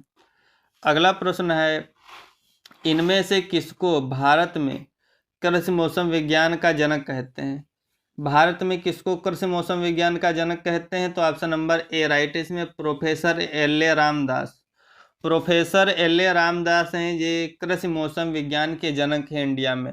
एल.ए. रामदास जो है कृषि मौसम विज्ञान के इंडिया में जनक हैं। ऑप्शन नंबर ए राइट है। अगला प्रश्न है, इंफ्रारेड थर्मामीटर से नापा जाता है। इंफ्रारेड थर्मामीटर से क्या मापेंगे? सॉइल टेम्परेचर या एयर टेम्परेचर या वाटर टेम्परेचर या क्रॉप कैनोपी टेम्परेचर? तो इसका राइट ऑप्शन हो जाएगा, जो इंफ्रारेड थर्मामीटर होता है उससे फसल के अंदर क्रॉप कैनोपी का तापक्रम मापते हैं। इंफ्रारेड थर्मामीटर से फसल के अंदर क्रॉप कैनोपी का तापक्रम मापते हैं। ऑप्शन नंबर इसमें डी राइट है। अगला प्रश्न है, इंफ्रारेड थर्मामीटर से क्या करेंगे? फसल के अंदर क्रॉप कैनोपी का तापक्रम मापेंगे। और जो सॉइल थर्मामीटर होते हैं उनसे भूमि का तापक्रम नापते हैं। किस्कोग्राफ जो होता है पौधों की वृद्धि मापने का यंत्र है। किस्कोग्राफ पौधों की वृद्धि मापने का यंत्र है। और विंडवेन हवा की दिशा ज्ञात करता है। और पिकनोमीटर जो है मृदा का अपेक्षित घनत्व ज्ञात करता है। पिकनोमीटर मृदा का अपेक्षित घनत्व, एनीमोमीटर वायु की गति मापने में। अगला प्रश्न है, सोलर रेडिएशन किस यंत्र से नापते हैं? रेनगेज से, पायरोनोमीटर, हाइग्रोमीटर? इनमें से कोई नहीं। तो आप देख सकते हैं सोलर रेडिएशन जो होता है पायरेनोमीटर होता है। ऑप्शन नंबर इसमें बी राइट है। सोलर रेडिएशन पायरेनोमीटर, देख सकते हैं आप, ये पायरेनोमीटर है सोलर रेडिएशन से। एनीमोमीटर वायु की गति से। एवेपोरोमीटर वाष्पोत्सर्जन से। और टेंसियोमीटर भूमि में पानी की कमी। और जो रेनगेज है वर्षा जल स्तर को मापता है। रेनगेज वर्षा जल स्तर को मापता है। भारतीय मौसम विज्ञान विभाग की स्थापना की गई। जो भारतीय मौसम विज्ञान विभाग की स्थापना है वो पुणे में की गई। आईएमडी जो है 1875 में इसमें पुणे में स्थापित हुआ था। भारतीय मौसम विभाग की स्थापना जो 1875 पुणे में हुई। आईएमडी के अंतर्गत कृषि मौसम अनुभाग की स्थापना 1932 में की गई थी। आईएमडी के अंतर्गत जो है इंडियन मेट्रोलॉजिकल डिपार्टमेंट के अंतर्गत जो कृषि मौसम अनुभाग है उसकी स्थापना 1932 में की गई। और जो आईएमडी द्वारा कृषक मौसम बुलेटिन है 1945 में स्टार्ट हुआ। आईएमडी के द्वारा कृषक मौसम बुलेटिन कब जारी हुआ? 1945। तनाव मापी क्या है? तनाव मापते हैं टोटल सॉइल मॉइस्चर टेंशन से। तनाव मापी से मापते हैं total soil moisture tension. Option number B right है। अगला प्रश्न है सिल्ट तथा मृत्तिका का निर्धारण कर सकते हैं। सिल्ट तथा मृत्तिका का निर्धारण किससे कर सकते हैं? तनाव मापी से। ऑप्शन नंबर इसमें ए राइट है। तनाव मापी से आप जो है सिल्ट तथा मृत्तिका का निर्धारण कर सकते हैं। डिस्क्रिप्शन आप देख सकते हैं कि सिल्ट तथा मृत्तिका का निर्धारण जो है तनाव मापी यंत्र से करते हैं, क्योंकि ताप मापी से ताप मापा जाता है, द्रव घनत्व मापी से किसी द्रव का घनत्व मापा जाता है। बर्फ पिघलने पर जल का आयतन क्या होगा? बर्फ जब पिघलेगा जल का आयतन बढ़ेगा घटेगा? तो इसका राइट ऑप्शन हो जाएगा ऑप्शन नंबर सी। जो बर्फ के पिघलने पर जल का आयतन होता है वो कम हो जाता है। ऑप्शन नंबर इसमें सी राइट है। आर्किमिडीज के सिद्धांत के अनुसार बर्फ पिघलने पर जल का आयतन घटता है। जब आर्किमिडीज के सिद्धांत के अकॉर्डिंग जो बर्फ जब पिघलेगी तो जल का आयतन घट जाएगा। अगला प्रश्न है जड़ दबाव नापा जाता है। जो जड़ दबाव है रूट प्रेशर, ये किसके द्वारा मेजर किया जाता है? ऑप्शन नंबर बी राइट है, मैनेमोमीटर। जो रूट प्रेशर है वो मैनेमोमीटर के द्वारा मापा जाएगा जड़ दबाव। अगला प्रश्न है वाष्पोत्सर्जन की दर वातावरण के दबाव में कमी से प्रभावित होगी, बढ़ जाएगी या तेजी से कम होगी? तो इसका राइट ऑप्शन हो जाएगा ऑप्शन नंबर बी है। वाष्पोत्सर्जन की दर वातावरण के दबाव में कमी से बढ़ जाएगी। वाष्पोत्सर्जन की दर जो वातावरण के प्रेशर में अगर कमी होगी तो ये बढ़ जाएगी वाष्पोत्सर्जन की दर। वाष्पोत्सर्जन की दर वातावरण के दबाव में कमी से वाष्पोत्सर्जन बढ़ने लगती है। अगला प्रश्न है इसमें हवा का दबाव नापने वाला यंत्र। Instrument use to measure air pressure. Air pressure किसके द्वारा मेजर करते हैं? ऑप्शन नंबर बी राइट है। इसमें दाब मापी के द्वारा जो है प्रेशर को नापते हैं। जो हवा का दाब नापते हैं बैरोमीटर या दाब मापी से। हवा की गति मापते हैं एनीमोमीटर से। शरीर का टेम्परेचर थर्मोमीटर या ताप मापी से। ताप मापते हैं थर्मोग्राफ या तापलेखी से। ताप मापते हैं थर्मोग्राफ या तापलेखी से। अगला प्रश्न है पोटोमीटर का प्रयोग करते हैं। पोटोमीटर का प्रयोग किस में करेंगे? ऑप्शन नंबर इसमें पहला है वाष्पोत्सर्जन दर मापने में, वृद्धि नापने में, प्रकाश संश्लेषण नापने में, वायुदाब मापने में। जो पोटोमीटर होता है वो वाष्पोत्सर्जन दर मापता है। ऑप्शन नंबर इसमें ए राइट है, वाष्पोत्सर्जन दर पोटोमीटर संबंधित है इससे। अगला प्रश्न है पवन ऊर्जा किस प्रकार की ऊर्जा है? तो पवन ऊर्जा है कि रिन्यूएबल एनर्जी, नवीनीकरण ऊर्जा है। पवन ऊर्जा एक प्रकार की नवीनीकरण ऊर्जा है। नवीनीकरण ऊर्जा के अन्य स्रोत कौन कौन से हैं? नवीनीकरण ऊर्जा के अन्य स्रोत हैं जैसे पवन ऊर्जा है, सौर ऊर्जा है, पन बिजली ऊर्जा है, ज्वारीय ऊर्जा है, भूतापीय ऊर्जा है, बायोमास ऊर्जा। बायोमास ऊर्जा, भूतापीय ऊर्जा, ज्वारीय ऊर्जा, पन बिजली ऊर्जा, सौर ऊर्जा, पवन ऊर्जा, जल ऊर्जा, ये सभी क्या है कि रिन्यूएबल यानी नवीनीकरण ऊर्जा के स्रोत हैं। अगला प्रश्न है धुंध है, ओस है, कोहरा है, वर्षा इत्यादि वातावरण किस सतह में होती हैं? ओस, धुंध, कोहरा, वर्षा ये किस वातावरण में होंगी? ट्रोपोस्ट्रेटो मेजोआइनो किस में होंगे? ऑप्शन नंबर डी राइट है। सबसे जो निचला मंडल होता है 8 से 18 किलोमीटर वाला, ये ट्रोपोस्फियर। धुंध, ओस, कोहरा आदि जो सभी जो भी होता है ये सभी किस में होता है? क्षोभ मंडल में होता है। ऑप्शन नंबर इसमें डी राइट है। धुंध, ओहरा, कोस, ओहरा, वर्षा ये सभी क्षोभ मंडल में होते हैं। अगला प्रश्न है भारत में मानसून का द्वार कहाँ से? भारत में मानसून का द्वार केरल का मालाबार तट। ऑप्शन नंबर बी राइट हो जाएगा। भारत में मानसून का द्वार केरल से है।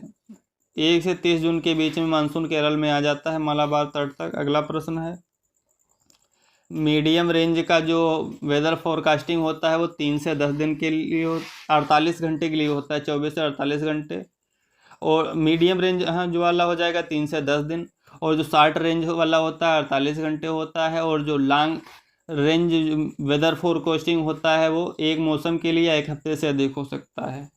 शॉर्ट टर्म जो है वेदर फोरकास्टिंग 48 घंटे के लिए होता है। मीडियम रेंज वेदर फोरकास्टिंग 48 घंटे और 3 से 10 दिन के लिए। और जो लॉन्ग टर्म वेदर फोरकास्टिंग होता है वो 1 हफ्ते से अधिक लगभग एक मौसम के लिए भी हो सकता है। जो किसानों के लिए सर्वाधिक उपयोगी होता है वो मध्यम अवधि मौसम पूर्वानुमान होता है 3 से 10 दिन वाला। ऑप्शन नंबर ए इसमें राइट है। साइक्रोमीटर को नापने के लिए काम में लिया जाता है। साइक्रोमीटर क्या मापेगा? ऑप्शन नंबर इसमें सी राइट हो जाएगा। साइक्रोमीटर जो है सापेक्ष आर्द्रता को मापने के काम आता है। ऑप्शन नंबर सी राइट है। साइक्रोमीटर रिलेटिव ह्यूमिडिटी को मापता है। हाइड्रोमीटर है तरल पदार्थों का अपेक्षित घनत्व मापेगा। हाइड्रोमीटर तरल या द्रव्य पदार्थों का अपेक्षित घनत्व मापेगा। पोरोमीटर यानी पोर होते हैं रंध्र व्यवहार से संबंधित। टेंसियोमीटर मृदा नमी या मृदा जल तनाव। किस्कोग्राफ जो पौधों की वृद्धि मापेगा। पोटोमीटर उस जो रंध्रों का जो दबाव है उसको मापेगा या उत्सर्जन की मात्रा से रिलेटेड है। पीजोमीटर पानी की सतह की गहराई नापता है। अगला प्रश्न है कि हाइड्रोमीटर मापन करता। हाइड्रोमीटर क्या मापेगा? विशिष्ट गुरुत्व को मापता है या स्पेसिफिक ग्रेविटी को मापेगा हाइड्रोमीटर। पृथ्वी तल के ठीक ऊपर वायुमंडल के सतह को बोलते हैं ट्रोपोस्फियर, क्षोभमंडल। ट्रोपोस्टेटो मीजो थर्मो आयनो से भी वायुमंडल की परतें हो जाएंगी। MHD device stand for. MHD यंत्र है। MHD को क्या बोलेंगे? मैग्नेटो हाइड्रोडायनेमिक, इसका फुल फॉर्म हो जाए। MHD यंत्र होता है मैग्नेटो हाइड्रोडायनेमिक यंत्र। MHD मैग्नेटो हाइड्रो मैग्नेटिक यंत्र हो जाएगा, डायनेमिक यंत्र। अगला प्रश्न है गन्ने में बंची टाप किसकी वजह से होता है? गन्ने में जो बंची टाप डिजीज है वो किसकी वजह से होगा? ऑप्शन नंबर ए है अर्ली सूट बोरर, जिसको बोलते हैं चिलो इन्फस कैटेलस। अर्ली सूट बोरर को क्या बोलेंगे? चिलो इन्फस कैटेलस। बी है टाप सूट बोरट स्क्रोपोफेगा निवेला। सी है वोलिएफिड सेरेटोवेकेनुआ लेनिजेरा। डी है पायरिल्ला परपुसिला। तो इसका राइट ऑप्शन हो जाएगा ऑप्शन नंबर बी। गन्ने में जो बंची टाप होता है वो टाप सूट बोरर की वजह से होता है, इसको बोलते हैं स्क्रोपोफेगा निवेला। ऑप्शन नंबर बी राइट है। अगला प्रश्न है गन्ने में पत्तियों में स्ट्रिपिंग होने का मतलब किसके आक्रमण से कम होता है? गन्ने की पत्तियों में स्ट्रिपिंग होने से किसका आक्रमण कम हो जाता है? ऑप्शन नंबर ए है मिलीबग का, पायरिल्ला का, अर्ली सूट बोरर या टॉप सूट बोरर। गन्ने की पत्तियों में स्ट्रिपिंग होने से जो है ऑप्शन नंबर इसमें ए राइट हो जाएगा 14 का ए की इसमें मिलीबग का जो आक्रमण है वो कम हो जाएगा गन्ने में अगर स्ट्रिपिंग हो जाती है। अगला प्रश्न है गन्ने का लीफ हापर किस लेपिडोप्टेरन परिजीवाभ जिसे बोलते हैं पैरासिटोइड से कंट्रोल होता है? गन्ने का लीफ हापर जो है लेपिडोप्टेरन परिजीवाभ से नियंत्रित होता है। कौन सा वो पैरासिटोइड है जिससे लीफ हापर कंट्रोल होगा गन्ने का? ऑप्शन नंबर ए एप्रिकेनिया, मिलोनोलुका, ग्रेनुलोसिस वायरस या स्टोरमियोसिस या ट्राइगोडर्मा चिलेनिस। तो इसका राइट ऑप्शन हो जाएगा 15 का ए। जो गन्ने का लीफ हापर है वो किस पैरासिटोइड से कंट्रोल होगा? एप्रिकेनिया मिलेनोल्यूका से। ऑप्शन नंबर ए राइट है। अगला प्रश्न है तंबाकू की पत्ती का संकोचन यानी स्केलेटनाइजेशन किसके कारण होता है? एफिड है, सफ़ेद मक्खी है या तंबाकू लट है या तंबाकू तनागाल है। तो इसका राइट ऑप्शन हो जाएगा tobacco caterpillar. Option number C right है। तंबाकू की पत्ती का जो संकुचन होता है टेबेको लट या टेबेको कैटरपिलर की वजह से होता है। ऑप्शन नंबर सी इसमें राइट है। अगला प्रश्न है नींबू की तितली है। नींबू की तितली कौन सी है? टैक्सोपटेरा, सिट्रिसिडा है, फाइलोनेस्टिस, सिट्रेला, पेपिलियो डिमोलियस या इनमें से कोई नहीं। जो नींबू की तितली है उसे बोलते हैं ऑप्शन नंबर सी राइट है पेपिलियो डिमोलियस। पेपिलियो डिमोलियस ये नींबू की तितली है। अगला प्रश्न है अनार को पॉलीथीन बैग से कवर किससे बचाने के लिए करते हैं? अनार के फलों को पॉलीथीन से कवर क्यों कर देते हैं? सकिंग मोथ से बचाने के लिए, फ्रूट बोरर या सूट होल बोरर या फ्रूट फ्लाई। तो इसका राइट ऑप्शन हो जाएगा अनार को पॉलीथीन के बैग से कवर कर देते हैं जिसमें क्योंकि सकिंग मोथ ना लगे। ऑप्शन नंबर ए राइट हो जाएगा। अगला प्रश्न है सेब में छाल का गुलाबी होना और गुलाबी रंग फल पर होकर पहुंचना किसका लक्षण है? Option number A apple woolly aphid, saint Joseph scale, apple stem borer या लीफ ऊचर। तो इसका राइट ऑप्शन हो जाएगा ऑप्शन नंबर ए। सेब में ऑप्शन नंबर 20 में है सेब में छाल का गुलाबी होना और गुलाबी रंग फल पर होकर नुकसान पहुंचाना ये सेंट जोसेफ स्केल का लक्षण है। ऑप्शन नंबर 20 में राइट है। सेन जो स्कल डिजीज होता है, सेब में तो क्या होता है, गुलाबी रंग जो है फलों पर आ जाता है, जिससे नुकसान पहुंचता है। अगला प्रश्न है, आलू को खेत और भंडारण दोनों में कौन सा कीट नुकसान पहुंचाता है? आलू को खेत और भंडारण दोनों में नुकसान पहुंचाने वाला इंसेक्ट कौन है? Potato aphid, lady bird beetle, potato tuber moth या पोटैटो ब्लैक कटवर्म। तो इसका राइट ऑप्शन हो जाएगा ऑप्शन नंबर सी। जो पोटैटो ट्यूबर मोथ होता है, आलू को खेत और भंडारण दोनों में नुकसान पहुंचाने वाला कीट है। अगला प्रश्न है, एक लार्वल परजीवी जिसे बोलते हैं पैरासिटोइड, चिलोनस ब्लैक बुर्नी किसकी जनसंख्या को नियंत्रित करता है? चिलोनस जो ब्लैक बुर्नी है पैरासिटोइड, वो किसकी जनसंख्या को नियंत्रित करेगा? ऑप्शन नंबर ए है एग्रोटिस इप्सिलोन वी फथोरेमिया ओपर्क्यूलेसी म्यूजस परसिकी। तो इसका राइट ऑप्शन हो जाएगा ऑप्शन नंबर बी। जो चिलोनस ब्लैक बुर्नी पैरासिटोइड है वो फथोरेमिया ओपर्क्यूलेला की पॉपुलेशन को कंट्रोल करता है। अगला प्रश्न है, पत्ता गोभी में माइनिंग और स्केलेटनाइजेशन किसके लक्षण हैं? पत्ता गोभी में माइनिंग और स्केलेटनाइजेशन किसके लक्षण हैं? ऑप्शन नंबर ए है डायमंड बैक मोथ, बी है कैबेज बोरर, सी है पेंटेड बैक, डी में से कोई नहीं। तो इसका राइट ऑप्शन हो जाएगा ऑप्शन नंबर ए। जो पत्ता गोभी में माइनिंग और स्केलेटनाइजेशन है वो डायमंड बैक मोथ के लक्षण हैं। अगला प्रश्न है, बीटी पत्ता गोभी किसके खिलाफ तैयार की गई? Diamond back moth, cabbage butterfly, painted bag या एफिड। तो 24 का ऑप्शन नंबर ए राइट हो जाएगा। जो बीटी पत्ता गोभी वो डायमंड बैक मोथ के खिलाफ तैयार की गई। अगला प्रश्न है, नारियल में गमोसिस और क्राउन टोपलिंग किसके कारण होता है?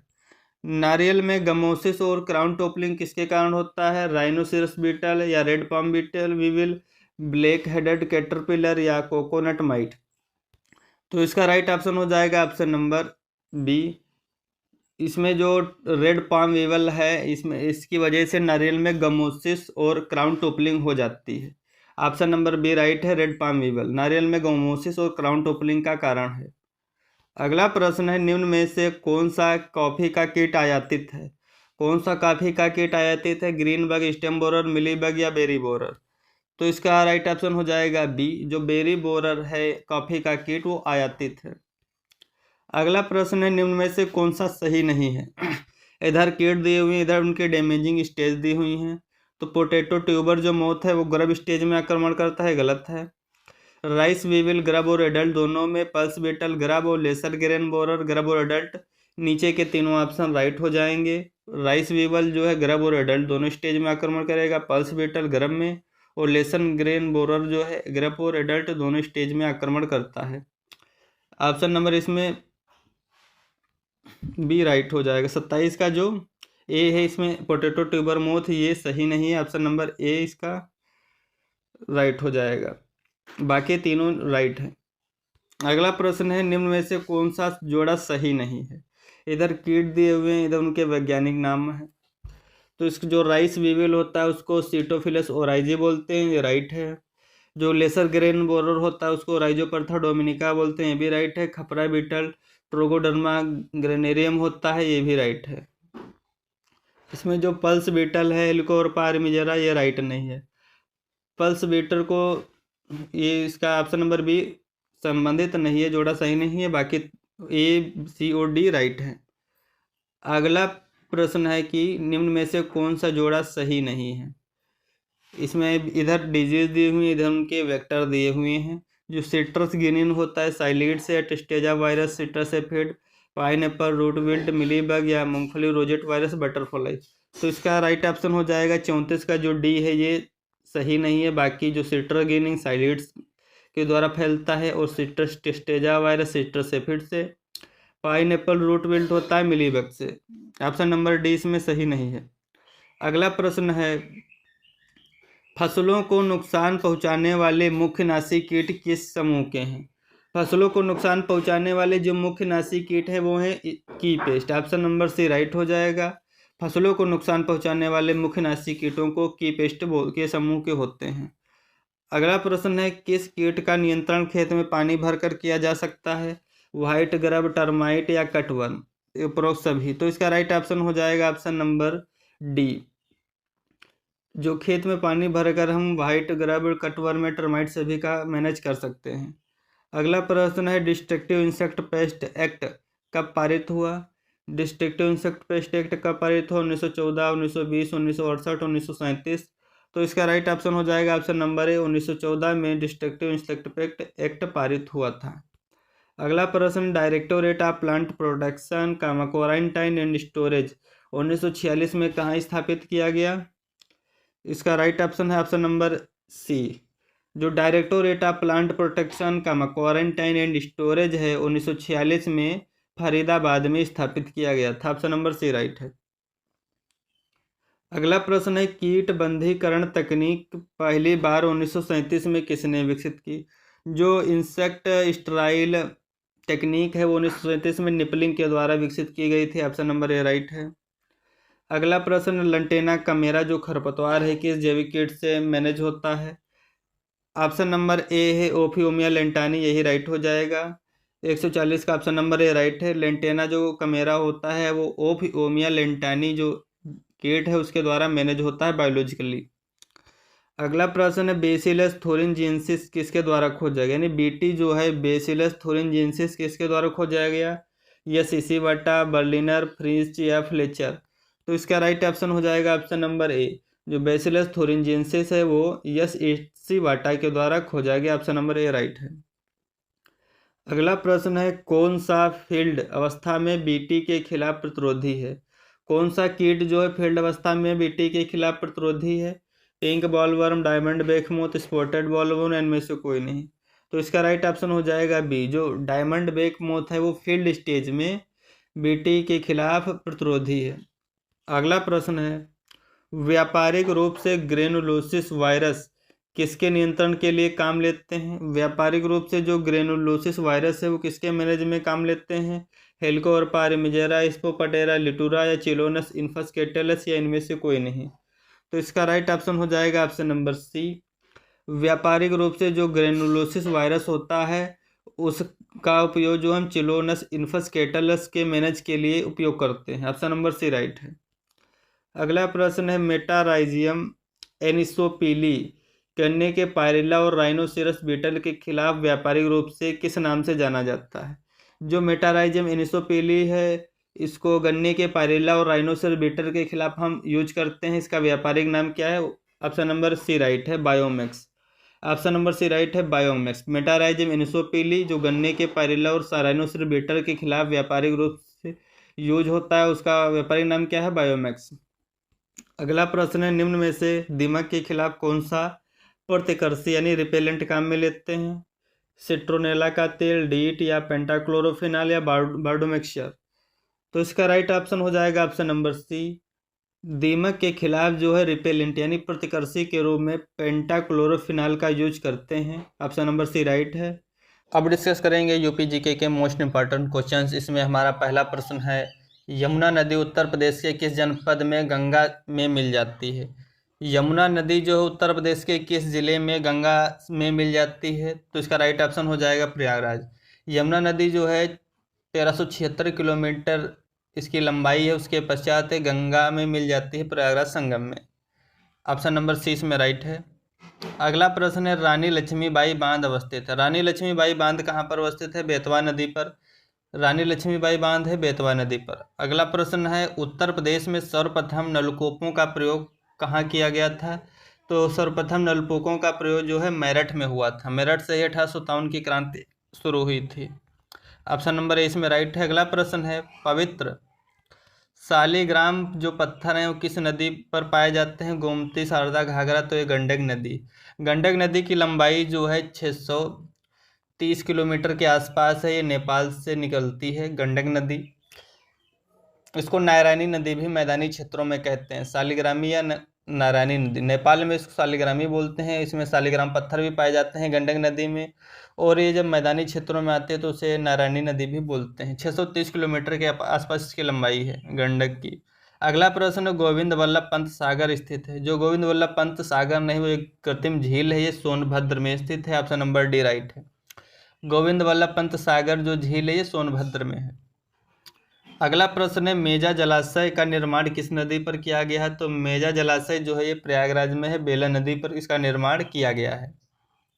अगला प्रश्न है उत्तर प्रदेश में सर्वाधिक नहरें किस भाग में पाई जाती है? तो यूपी में सर्वाधिक नहरें हैं उत्तर प्रदेश के किस भाग में पाई जाती हैं? पूर्वी, पश्चिमी, दक्षिणी। तो इसका राइट ऑप्शन है सी। जो यूपी का जो पश्चिमी यूपी भाग है यहाँ पर सर्वाधिक नहरें पाई जाती हैं। अगला प्रश्न है रामगंगा नदी उत्तर प्रदेश के किस जनपद से प्रवेश करती है? जो है रामगंगा नदी है यूपी के बिजनौर जनपद से प्रवेश करती है। ऑप्शन नंबर इसमें बी राइट है। रामगंगा नदी जो है यूपी के बिजनौर से प्रवेश करती है और गंगा नदी भी बिजनौर से ही आती है।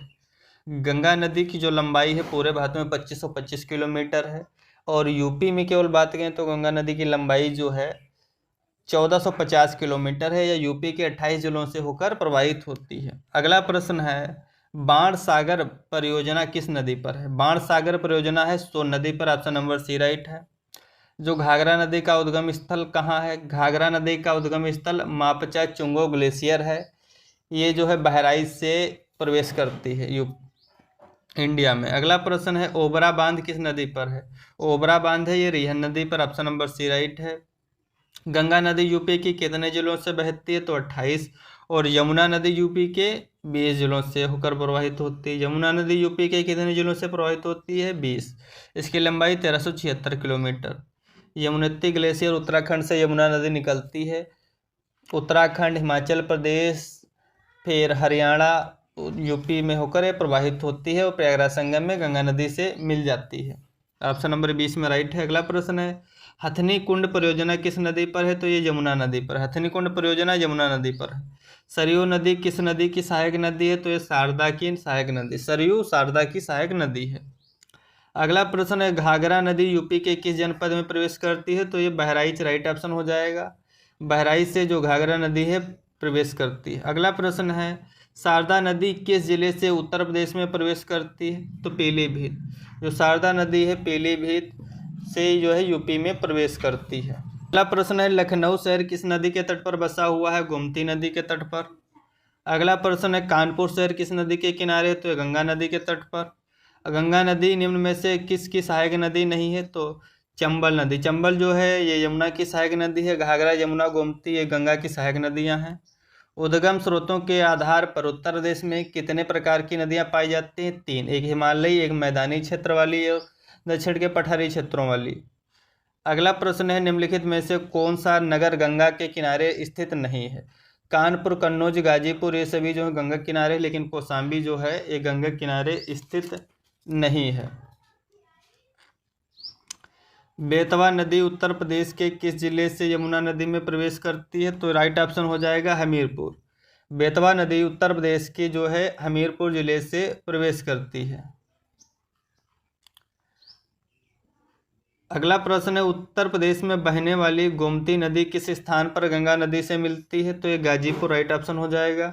उत्तर प्रदेश में बहने वाली गोमती नदी जो है गाजीपुर में गंगा नदी से मिलती है। अगला प्रश्न है निम्न में से कौन सी यमुना की सहायक नदी नहीं है? तो कल्याणी राइट ऑप्शन हो जाएगा। कल्याणी जो है यमुना की सहायक नदी नहीं है।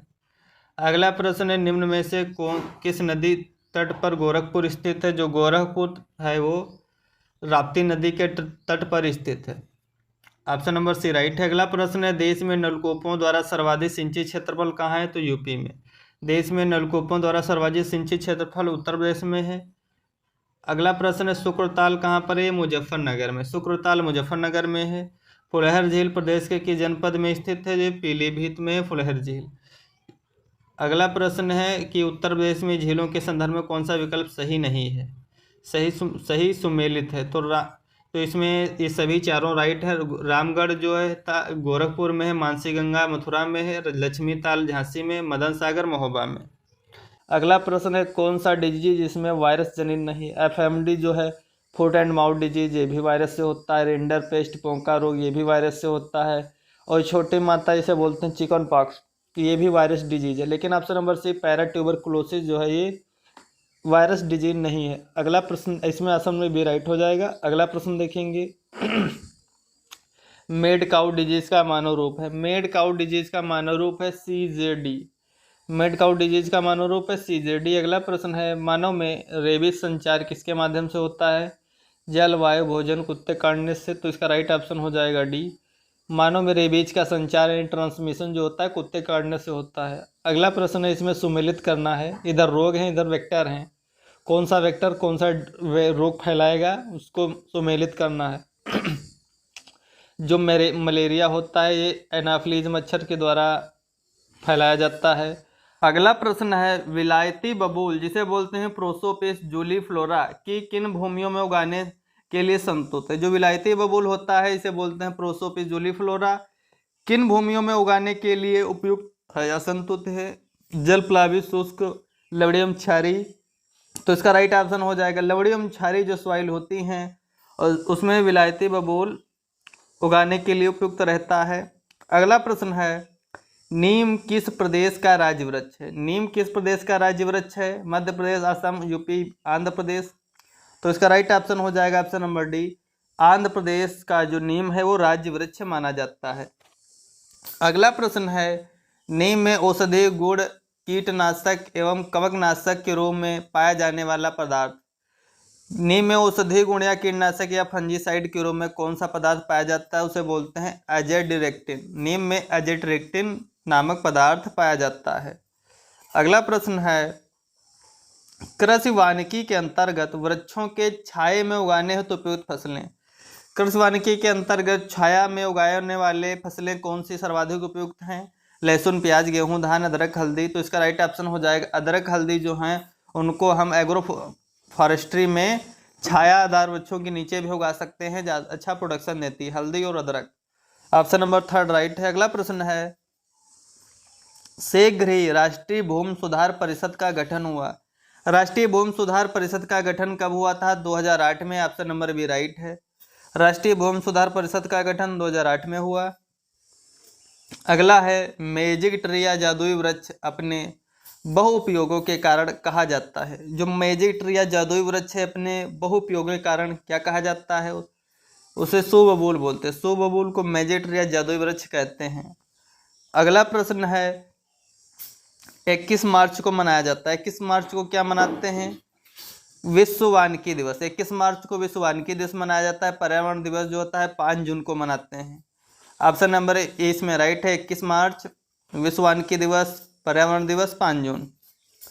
वर्ल्ड एनवायरनमेंट डे 5 जून होता है। अगला प्रश्न है, ग्रामीण वानिकी या रूरल फॉरेस्ट्री का मुख्य उद्देश्य क्या प्राप्त करना होता है? जो रूरल फॉरेस्ट्री होती है उसका मुख्य उद्देश्य होता है जलाऊ लकड़ी या चारा प्राप्त करना। एग्रो फॉरेस्ट्री या रूरल फॉरेस्ट्री जो होती है ग्रामीण वानिकी उसका मुख्य उद्देश्य जलाऊ लकड़ी या चारा प्राप्त करना होता है। अगला प्रश्न है, वन महोत्सव प्रतिवर्ष मनाया जाता है। वन महोत्सव प्रतिवर्ष जो है जुलाई के प्रथम सप्ताह में मनाया जाता है। अगला प्रश्न है, पर्यावरण दिवस कब मनाया जाता है? ऑप्शन नंबर थर्ड राइट है। 5 जून को पर्यावरण दिवस मनाया जाता है। अगला प्रश्न है, central arid zone research institute कजरी यानी central arid zone research institute कहाँ पर है? राजस्थान, जोधपुर में है। ऑप्शन नंबर 4 राइट है। Central arid zone research institute Rajasthan, Jodhpur में है। अगला प्रश्न है, घास रोपण विज्ञान कहलाता है। घास रोपण विज्ञान को बोलते हैं एग्रोस्टोलॉजी। घास रोपण विज्ञान एग्रोस्टोलॉजी बोलते हैं। अगला प्रश्न है, कृषि वानिकी में सभी कृषिगत का प्रबंधन किए जाते हैं। कृषि वानिकी में जो सभी कृषिगत प्रबंधन है किसके अनुसार किए जाएंगे? फसल के अनुसार, वृक्षों के अनुसार या दोनों या कोई प्रबंधन नहीं। कृषि वानिकी में हम फसल के अनुसार जो है सभी कृषिगत क्रियाएं करते हैं, उनका मैनेजमेंट करते हैं। ऑप्शन नंबर ए राइट है। अगला प्रश्न है, पॉपुलर के साथ खेती के लिए उपयुक्त फसलें। पॉपुलर के साथ खेती के लिए उपयुक्त फसलें कौन सी हैं? पॉपुलर के साथ मुख्य रूप से गेहूं उगाते हैं और गन्ना भी उगा सकते हैं। पॉपुलर के साथ खेती के लिए उपयुक्त फसलें गेहूं, गन्ना हो जाएंगी। ऑप्शन नंबर फर्स्ट राइट है। अगला प्रश्न है, कृषि वानिकी के लाभ हैं। कृषि वानिकी से क्या लाभ होते हैं? मृदा अपरदन यानी सॉइल इरोजन कम होता है, ईंधन प्राप्त होता है, चारा प्राप्त। तो उपरोक्त सभी ये सभी ऑप्शन राइट हो जाएंगे। कृषि वानिकी के लाभ ये सभी हैं। अगला प्रश्न देखेंगे, पॉपुलर का सर्वाधिक उपयोग निम्न के निर्माण में होता है। रेशा, प्लाईबोर्ड, माचिस, इमारतें। तो इसका राइट ऑप्शन हो जाएगा पॉपुलर का सर्वाधिक उपयोग प्लाईबोर्ड के निर्माण में किया जाता है। ऑप्शन नंबर 3 इसमें राइट है। अगला प्रश्न है वनों को किस अत्याधुनिक महत्वपूर्ण भूमिका या पहचान में जाना जाने लगा है?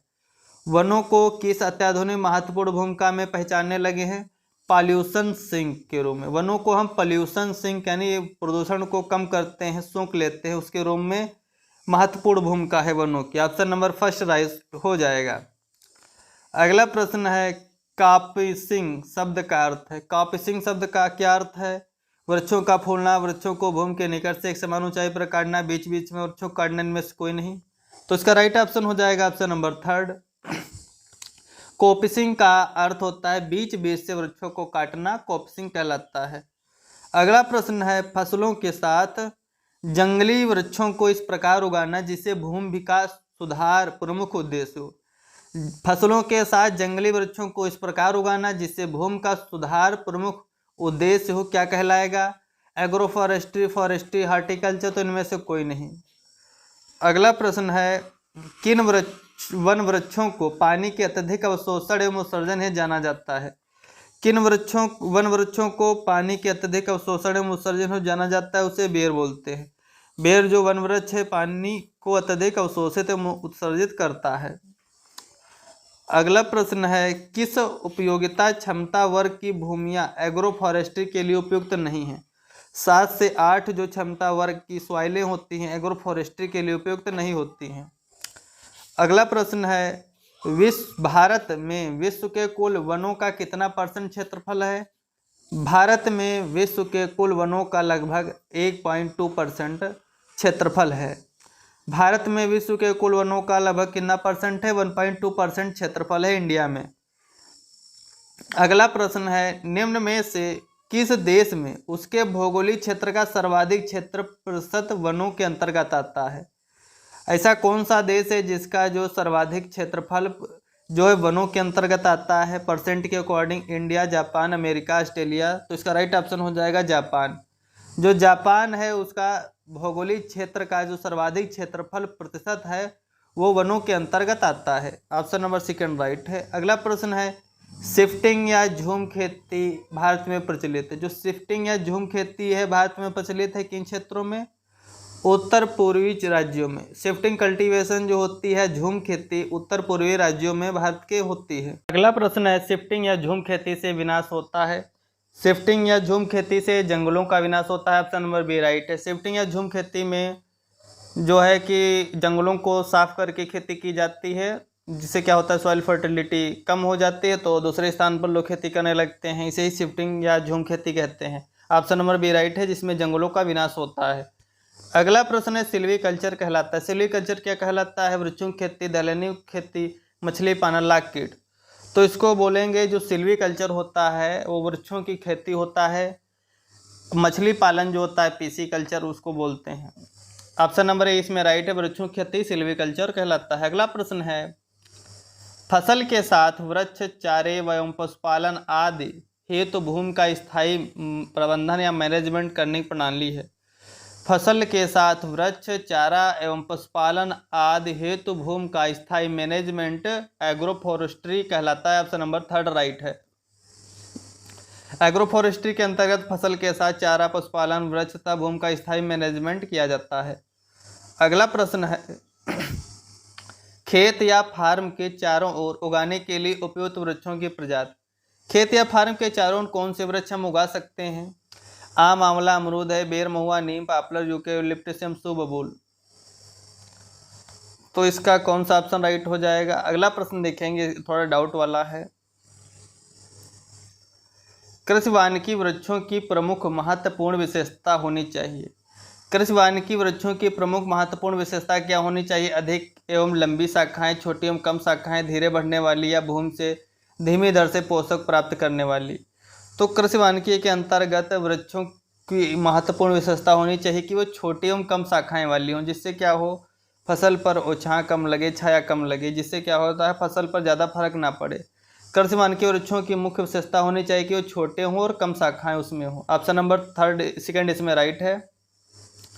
अगला प्रश्न है पीसीकल्चर का अर्थ होता है, पीसीकल्चर बोलते हैं मछली पालन को, एपीकल्चर बोलते हैं मधुमक्खी पालन को। ऑप्शन नंबर इसमें 4 राइट है, पीसीकल्चर मछली पालन। अगला प्रश्न है कृषि वानिकी के अंतर्गत प्रोटीन युक्त दलहनी घासें हैं। कृषि वानिकी के अंतर्गत प्रोटीन युक्त दलहनी घास कौन सी है? ऑप्शन नंबर 3 स्टाइलोसिंथस जो है वो दलहनी घास है। ऑप्शन नंबर 3 राइट है। अगला प्रश्न है Indian grass land and fodder research institute कहाँ पर है? Indian grass land and fodder research institute जो है झांसी में अवस्थित है। Indian grass land and fodder research institute Jhansi. अगला प्रश्न है राष्ट्रीय कृषि वानिकी अनुसंधान केंद्र कहाँ पर है?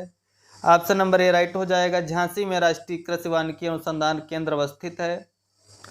अगला प्रश्न है फॉरेस्ट रिसर्च इंस्टीट्यूट कहाँ पर है? ऑप्शन नंबर 2 राइट हो जाएगा, जो फॉरेस्ट रिसर्च इंस्टीट्यूट है वो देहरादून में स्थित है। अगला प्रश्न है निम्नलिखित कूटों को सुमेलित करना है। जो इंदौर विधि है, बंगलोर विधि है, नाडेप विधि, सभी कंपोस्ट खाद तैयार करने की विधियां हैं, इनको सुमेलित करना है। जो इंदौर विधि है उसकी खोज या जनक बोल सकते हैं वो CN आचार्य ने की थी। इंदौर विधि जो है उसको सर हार्वर्ड ने दिया था, बेंगलोर विधि को CN आचार्य ने दिया, और नाडेप जो थी वो नारायण देव राव पंधारी पांडे, और जैविक खेती टास्क फोर्स जो है वो कुंवर जी भाई यादव से संबंधित है। इंदौर विधि दी है CN को सर हार्वर्ड ने, बेंगलोर विधि दी है CN आचार्य ने, नाडेप दिया है नारायण देवराव पंधारी पांडे, और जैविक खेती टास्क फोर्स दिया है ऑप्शन नंबर 4 डी का 1 हो जा डी जो है कुंवर जी भाई यादव। अगला प्रश्न है फेरोमोन प्रपंच इधर दिए और NPV बीविल नियंत्रण नीम कीटनाशी ये सभी दिए हुए हैं, इसमें कौन से कीट से संबंधित है उसको मैच करना है। तो इसमें जो फेरोमोन प्रपंच होते हैं उसको किसके मैनेजमेंट के लिए यूज करते हैं? जो फेरोमोन प्रपंच है वो नर कीट को मैनेजमेंट के लिए हम यूज करते हैं। ऑप्शन नंबर 2 राइट हो जाएगा, फेरोमोन प्रपंच पहले का।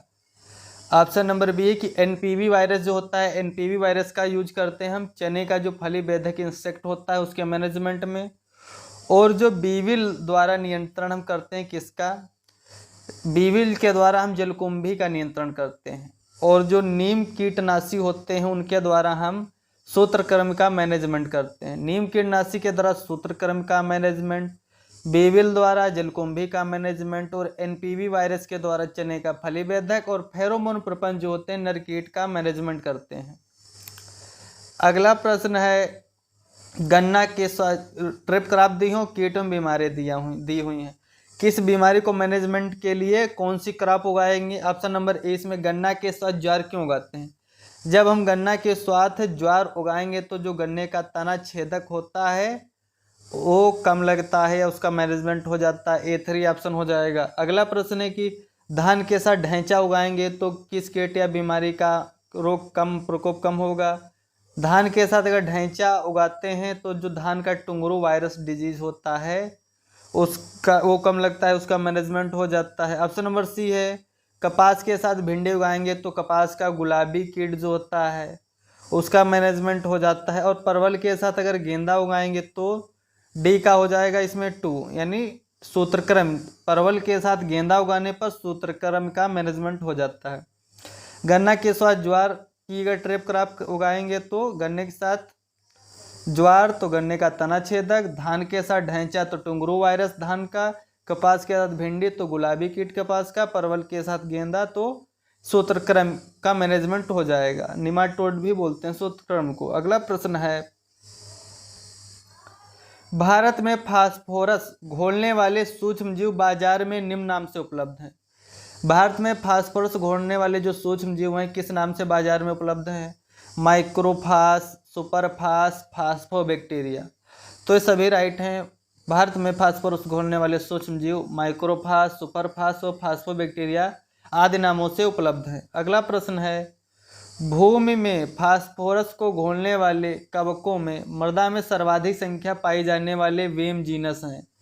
तो ऑप्शन नंबर बी राइट हो जाएगा। जो ग्लोमस स्पीसीज है वो में घोलने वाले जो फास्फोरस हैं उनकी सर्वाधिक संख्या है ग्लोमस स्पीसीज की। अगला प्रश्न है वर्तमान में अनेक कीटों में नियंत्रण हेतु सर्वाधिक मात्रा में प्रयोग किया जाने वाला सूक्ष्म जीव है। वर्तमान समय में अनेक कीटों के मैनेजमेंट हेतु सर्वाधिक मात्रा में प्रयोग किया जाने वाला सूक्ष्म जैविक कीटनाशी है, उसे बोलते हैं बैसिलस थ्यूरिंजिएंसिस। अधिकतर कीटों के जैविक मैनेजमेंट में हम बैसिलस थ्यूरिंजिएंसिस का यूज करते हैं। अगला प्रश्न है, व्हाइट ग्रब इंसेक्ट के मैनेजमेंट के लिए किसका हम यूज करेंगे, कौन सा जीवाणु यूज करेंगे? व्हाइट ग्रब कीट के मैनेजमेंट के लिए ऑप्शन नंबर 3 बी पोपिलियलिस जो है उसका मैनेजमेंट करता है ये व्हाइट ग्रब कीट का, बी पोपिलियलिस। अगला प्रश्न है, कार्बनिक कृषि को बढ़ावा देने के लिए भारत सरकार के वाणिज्य विभाग ने किस प्रोग्राम को वर्ष 2000 में लॉन्च किया? कार्बनिक कृषि को बढ़ावा देने के लिए भारत सरकार के वाणिज्य विभाग ने NPOP प्रोग्राम को स्टार्ट किया था सन 2000 में। अगला प्रश्न है, मैच करना इसमें, आधुनिक जैविक कृषि के जन्मदाता NPOP की स्थापना, होमा फार्मिंग का मानकीकरण, बायोडायनेमिक फार्म की स्थापना। तो इसमें जो आधुनिक जैविक कृषि है उसके जन्मदाता हैं सर अल्बर्ट हावर्ड हैं। आधुनिक जैविक कृषि के जन्मदाता सर अल्बर्ट हावर्ड। NPOP की स्थापना जो 2000 में की गई थी भारत सरकार के वाणिज्य विभाग के द्वारा, और जो होमा फार्मिंग का मानकीकरण है उसको किया था गजानन महाराज ने। होमा फार्मिंग का मानकीकरण गजानन महाराज। बायोडायनेमिक फार्म की स्थापना रुडोल्फ स्टीनर। बायोडायनेमिक फार्म की स्थापना रुडोल्फ स्टीनर। अगला प्रश्न देखेंगे, ऊसर दलदली एवं जलमग्न भूमियों हेतु उपयुक्त हरी खाद फसल है। ऊसर दलदली एवं जलमग्न भूमियों हेतु हरी खाद की उपयुक्त फसल कौन सी है? ढैंचा जो है ये दलदली ऊसर या जलमग्न भूमियों के लिए उपयुक्त हरी खाद की फसल है। अगला प्रश्न है,